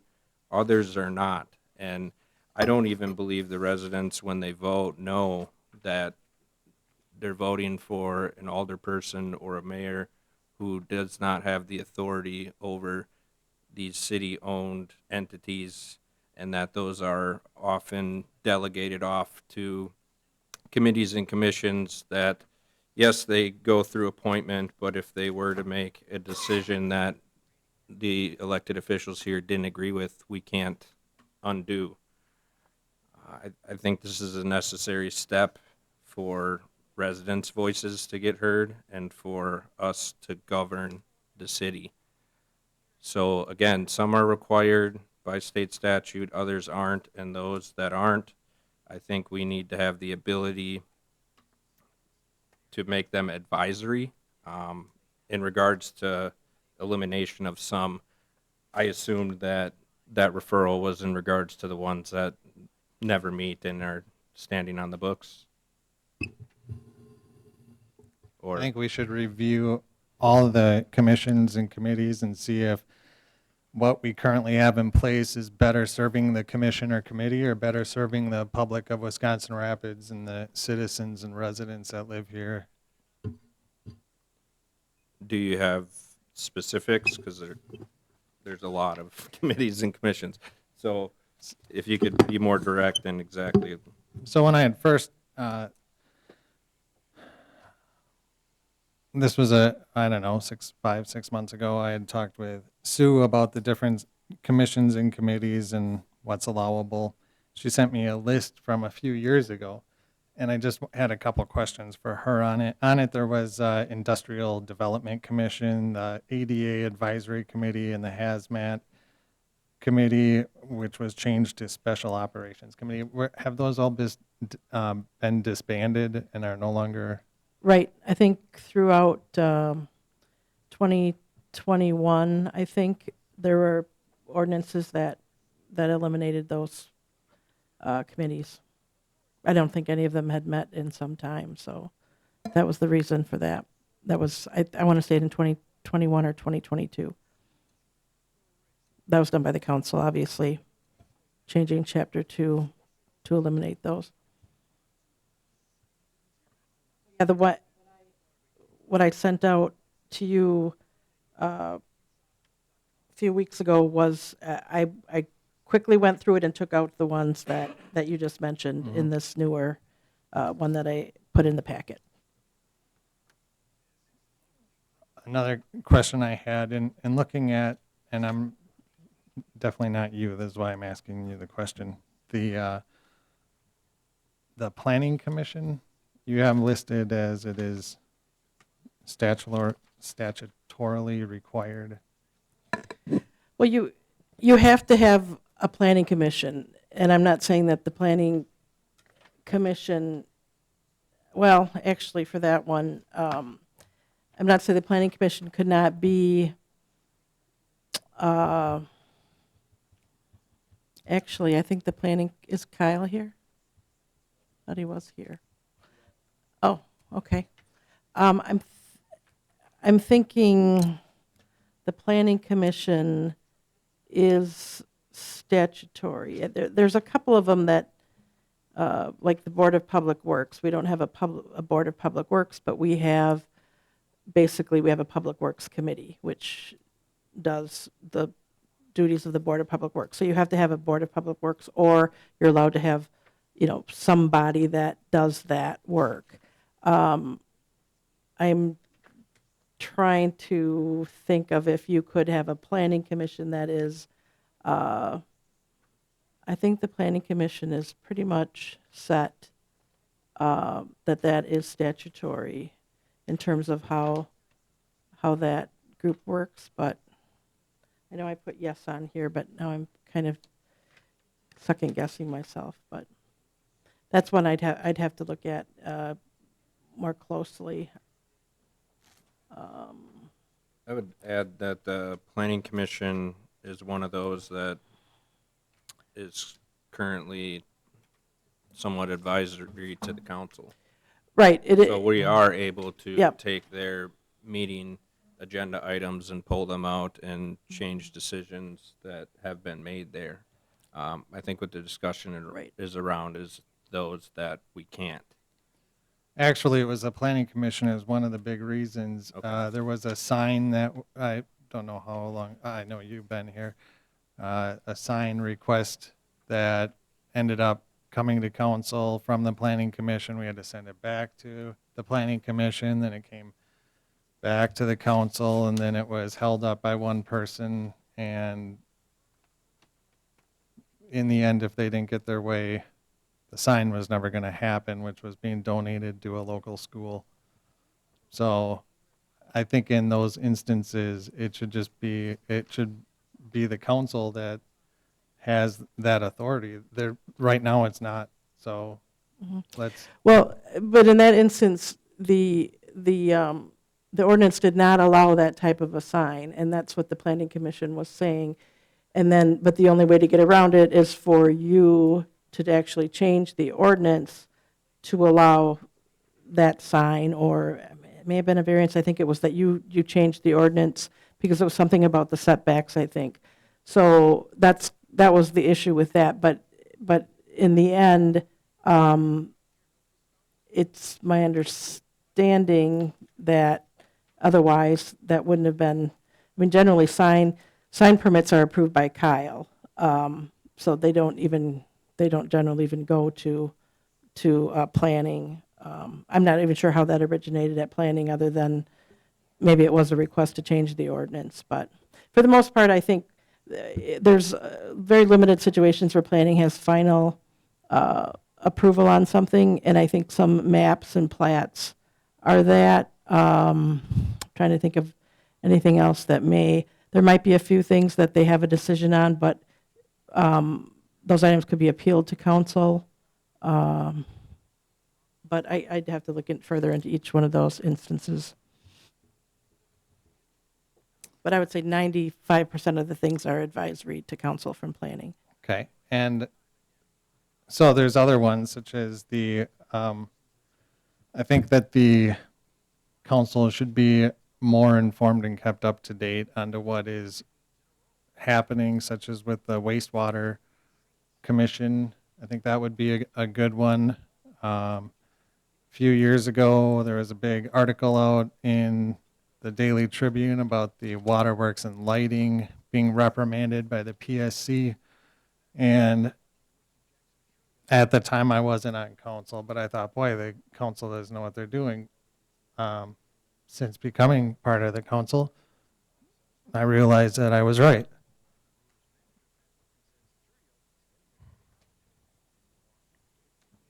So I think that we should take a good look at the Waterworks and Lighting Commission and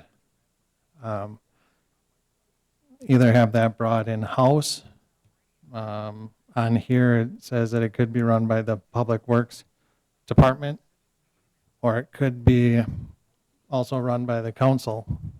They are our responsibility.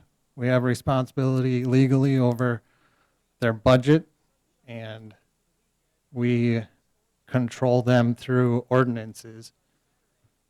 And many times they don't pay attention to the ordinance that is on there. So I think that maybe if we brought them in-house, that would be good for the residents of Wisconsin Rapids.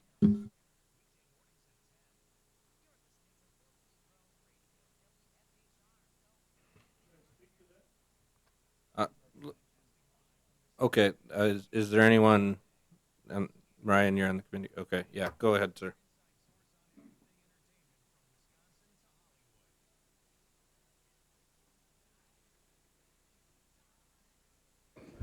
I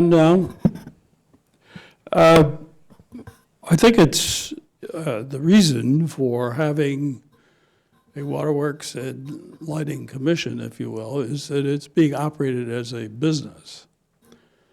And having commissioners that are appointed for 5-year periods provides consistency and leadership for the management of the organization. I do not feel that if the council was managing the operation, that it would be an appropriate arrangement. It takes a while to learn the ins and outs of the business of both water supply, water treatment, water distribution, as well as electrical purchase, electrical supply, electrical distribution, and electrical maintenance, okay? And we've had a number of council members that have been on as I've been on the commission, okay? And I would, in fairness to those commissioners, they put forth an excellent effort, but it takes them a while to really learn what's going on and to be competent in advising or even questioning the leadership, okay? And I would have to say that was true of myself, certainly for the first year and a half, okay, to learn. Fortunately, I was there with a very strong commission to begin with, to learn, okay? And people who had longevity on the commission. As far as our relationship with the council, I think it's always been a good one. And certainly whenever there's been a conflict between city engineering, my advice has been let's resolve it, okay? And I think we have resolved it and created good working relationships. And that would be certainly the intent of mine as a commissioner, to serve the city, but to manage the Waterworks and Lighting Commission as a business and to provide some continuity for the leadership of the organization. And I think we have done that. The reliability of the utility has been enhanced dramatically since my term on the commission. Now, I don't take credit for all of that because Jim Brown and Todd Weiler, who are excellent people and very capable, should take credit for that. But we've also advised them. My interest in getting on this council was initiated when I served as a peer council leader for businesses in this community. And if you go back 15 years ago, the reliability of our electrical supply was very poor. There was downtime being taken particularly at Ocean Spray and Mariani because of electrical failures. And they were successive and they were very expensive. You don't hear about that anymore. Those issues have been taken care of, and we have a very reliable electrical system. In fact, an award-winning electrical system today.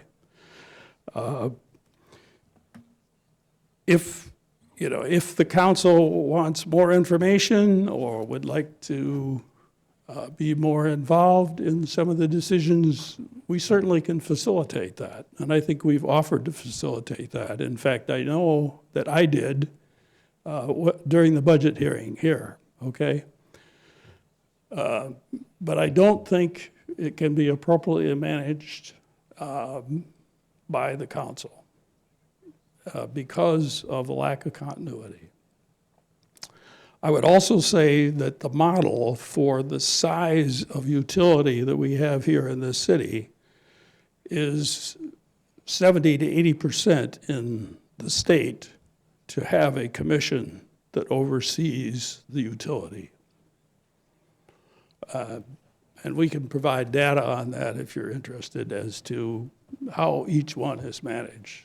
There are smaller utilities that are council managed, but they're generally tier 2 and 3 cities as opposed to a tier 1 city. Those are my comments. Any questions?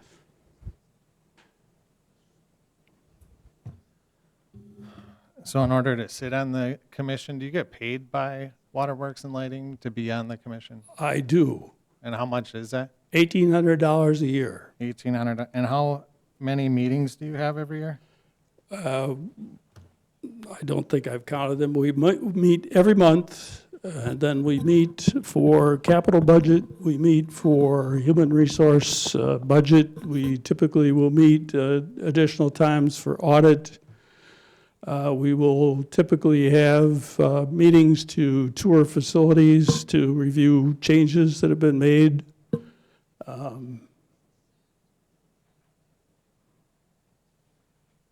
So less than 24 times. Correct. That's all. Thank you. In fact, when I volunteered, I had no clue that I would be paid.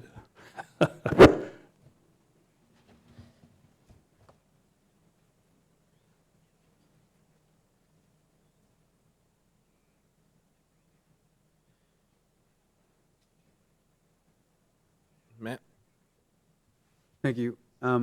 Sue, do I understand that in this conversation that we're having here, do we have, I mean, we set up a commission for WWLC, and my understanding is we did it, many years ago for that specific reason that John talked about.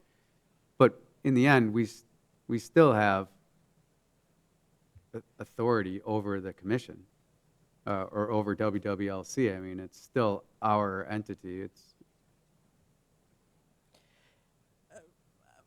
Well, to some extent, I mean, the ordinance as written, basically you approve their budget, but they're pretty, I mean, however many years ago decided it's actually called a nonpartisan commission structure, that it's meant to be separate from the city, and it doesn't have to be that way, but that's how it's been set up. So it does act pretty independently. I mean, we have no control over employees and compensation, operations.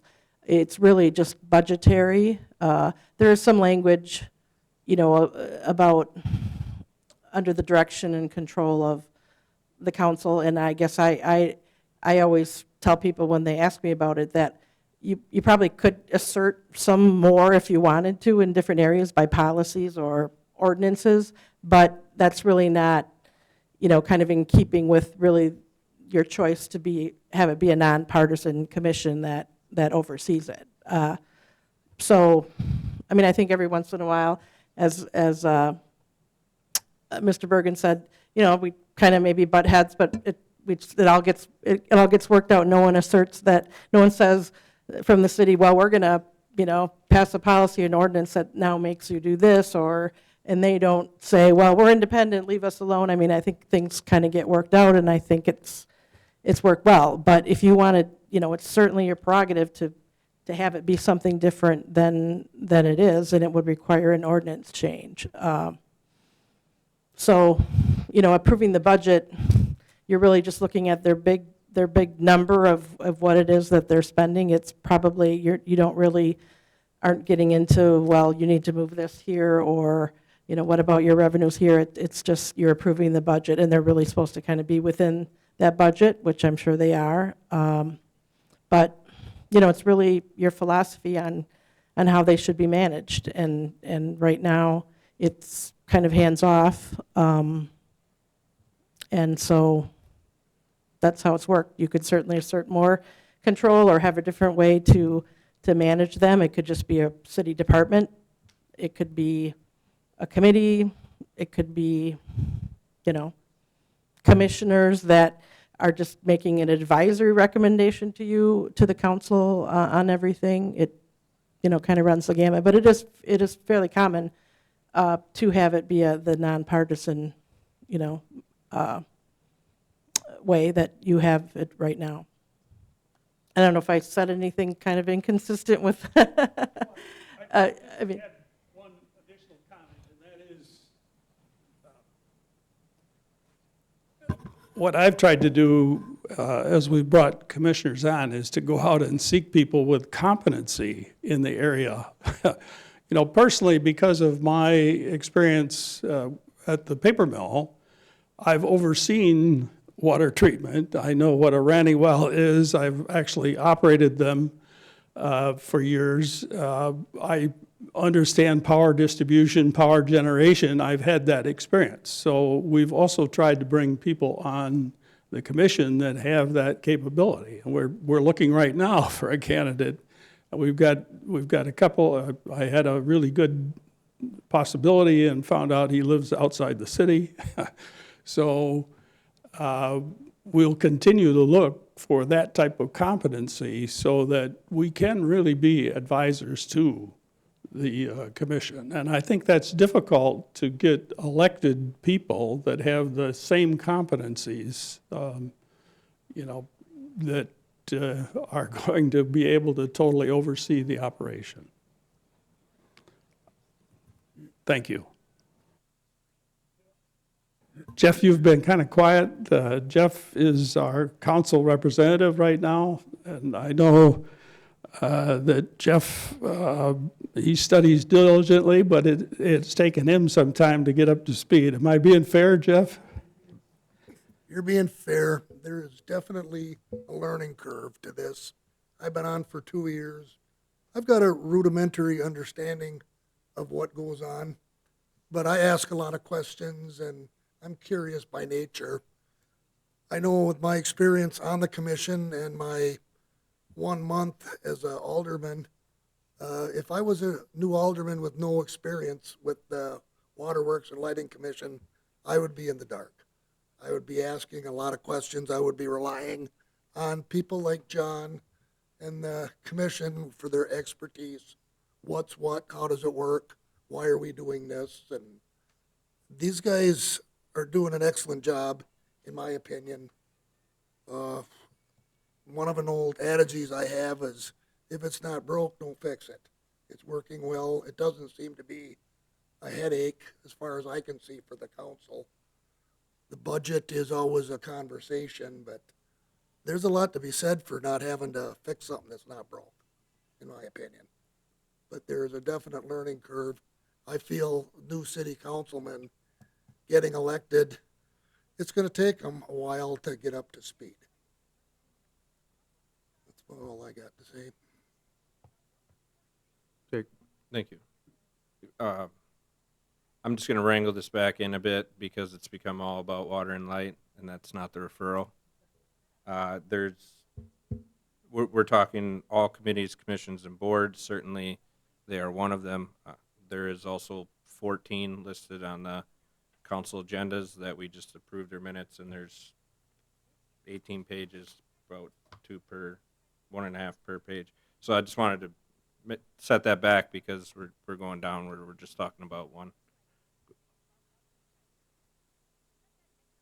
So in the end, any alderman or the meetings are open, right? Commission meetings are open to the public, so I would say we can go and learn and ask questions and do as much as we can, as much as we have time permitting to learn as much as we can about WWLC and the work they do there. Thank you.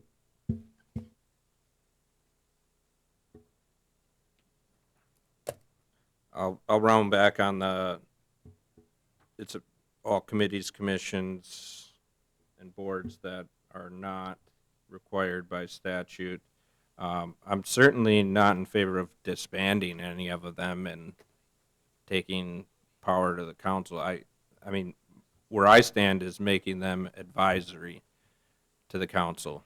The public elects us to come in and oversee the city, and there is a number of areas, more areas we can't have work in or have any say in than ones we can, arguably.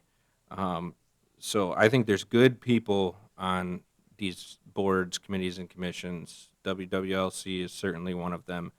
But we have to be able to take a step back on what was done back in the day and say, when people are electing their mayor or their alderperson, do they understand that that person really doesn't have can't do any policy for them or any work for them in large parts of the city government?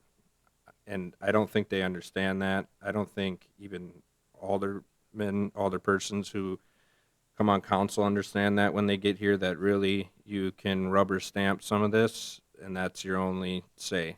You can't tell some of these commissions, except for planning, which is listed on our council agenda, what they should do with this large city asset or what they should do with this piece of property. They operate completely separate from the elected officials, and I don't feel that's right. I think making them advisory and letting them stand as is harmless. I don't see the council intervening too much in their business and their expertise in those areas. It would simply be in the event that something comes across that we do need to pull out of a meeting they had, we can open that up for discussion and make decisions as the elected officials of the city. So that's where I'm at, is just making them advisory. I'm not trying to disband anything, and I think it's important to note, because a large amount of time was spent on water and light, that is not the only committee and commission. There is a number of them I could read through, but there is quite a few. So, Maddie? So I think it would be helpful in the discussion of all of the commissions, boards, councils, and them advising the Common Council to understand where the difference actually is. Because there's a different description of what the responsibilities of that planning commission, for example, is different in Municipal Code 2 than it is in Code 11. And it's very hard to figure out where those two are then different from the state statute. So if we understood the bare minimum that we were required and be able to logically put these together, then we could help explain that to constituents and start figuring out what we need to change.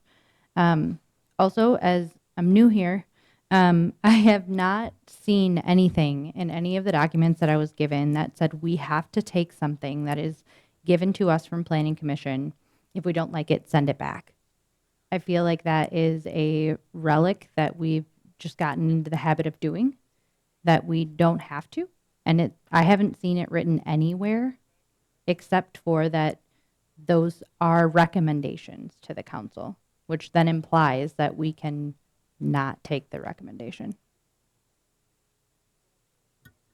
Thanks.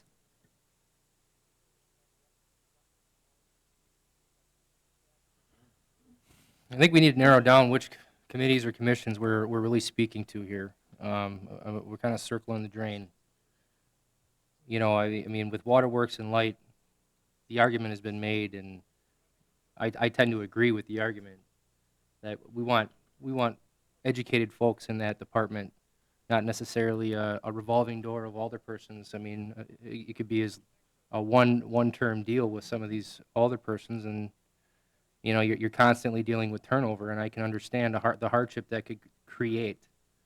You know, so some of these committees, like even the library board, for instance, I mean, that's basically a separate business that is given funds, you know, generally a budgetary number from the city, and everything else beyond that point is determined by the library board. So what?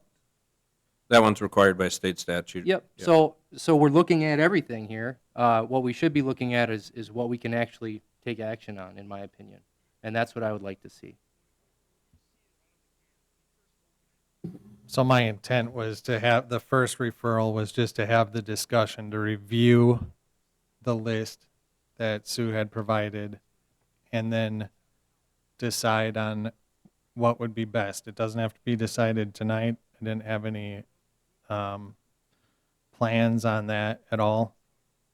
The second one, with making them advisory, that would be something that I would think that we could move on tonight. And then we can have future discussions on what best would serve Wisconsin Rapids residents. On each of these. I think that it would be better for me personally if I knew more about the wastewater commission and what happens there.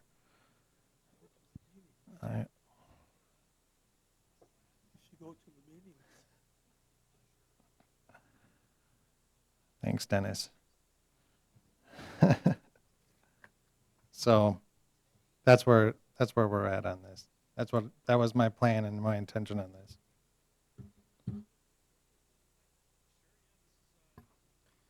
Okay, well, to get this moving, I'm going to make a motion to make all committees, commissions, and boards not required by state statute advisory to council. I'll second. Motion by Catnaw, second by Delaney. All those in favor say aye. Yeah, go ahead. I guess what does that mean? So that then they're still going to meet, and then they take action on things, and then those are going to be reported to you just like the standing committee reports, and then, because then you're taking, if everything they do is advisory, then you need to take action on each one of those things. So then I'm assuming it'll be just like a standing committee report, where the agenda will be there, and then you approve it or you hold out things.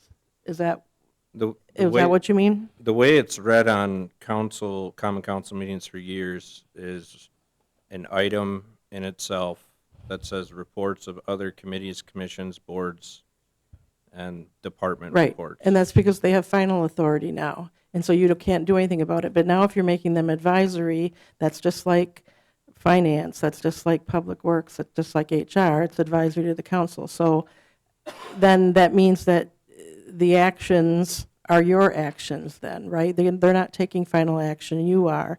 So so would they be reported then just like other commissions and committees that report to you? I mean, I just want to be clear on what it is that you're looking for. And which ones would that be? I guess it would be,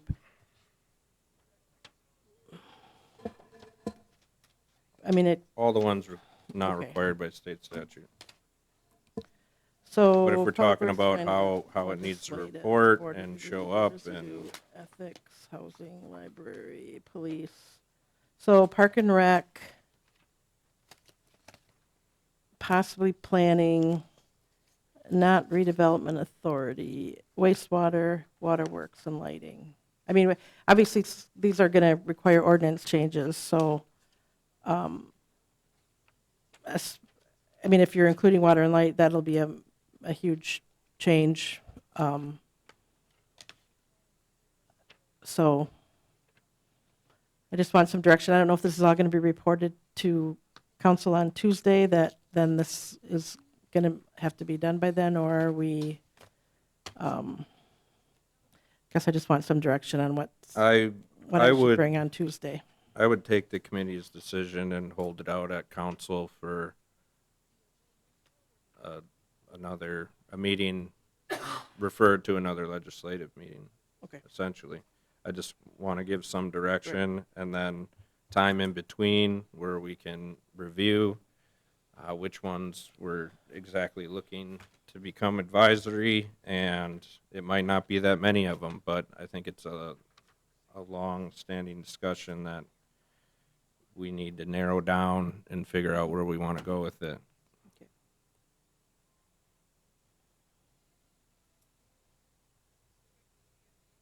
Any other discussion? All right, motion by Catnaw, second by Delaney. All those in favor? And Hang on. what was the motion? To make them all advisory? I'll read it again. I thought you were talking about holding it over now, so now I'm confused. With direction, yeah. I'll plan on pulling it out at council. Motion to make all, go ahead. Okay. So you're holding it out, and then in order to hold it over for another legislative meeting? This issue? Or, If that's the wish of the council. I said I'm going to pull it out, and so, all right. So then am I supposed to prepare all these ordinances as if all of these were advisory and make those changes and have them by Tuesday? Or is this? I don't think that's possible, right? Well, right, so that's what I'm kind of wondering, what you want to happen on Tuesday. Because your motion is to make all these advisory, right? So, But if you don't, I mean, similar to other ordinances that take time to write and Okay. come back, we don't take action. We can't approve the ordinance until it comes back. Right. So Okay, all so- those ordinances would have to be written, and then we would have Okay. to approve those. So you can't, although the motion is general, it's more motion of direction, because the ordinances will have to be rewritten and come back, if that makes sense. okay, got it.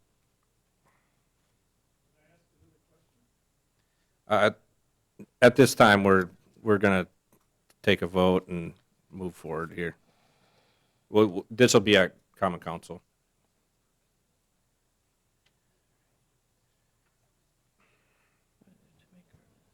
I'll recognize him. I mean, we're in the middle of a vote, but yep, go ahead, sir. I guess my question is, if you're going to ask the Waterworks and Lighting Commission management to report to you, there really doesn't need to be a commission. Is that your intent? We have not yet had that discussion. We haven't even voted on it. We were actually in the midst of voting on it. Well, So we don't okay. even know if it's But gonna pass. I think before a vote takes place, that there ought to be that clarity, so that you're basically saying that the commission would essentially not be required. Okay? And if you're not saying that, then I think the motion should be clear on that particular point. Okay. Waterworks and Lighting is one committee and commission. These each have ordinances written for them, I'm sure individually, that will all have to come back and be reviewed. So that's the process we're starting right now. Again, it will go to common council, and then each of those is going to have to come back to give the city attorney time to review them, and then we'll take up and see which ones, when the ordinances are written, if we choose to make them advisory or not. This is a motion to direct the city attorney, who's not going to have enough time by Tuesday to prepare, and Waterworks and Lighting is one of many listed. So, motion by Catnaw, second by Delaney. All those in favor say aye. Yes. Aye. Those opposed? No. 2 ayes, 1 nay, motion passes. Item 8 is adjournment. Motion to adjourn. I'll second. All those in favor say aye. Yes. Meeting adjourns at 7:34 PM.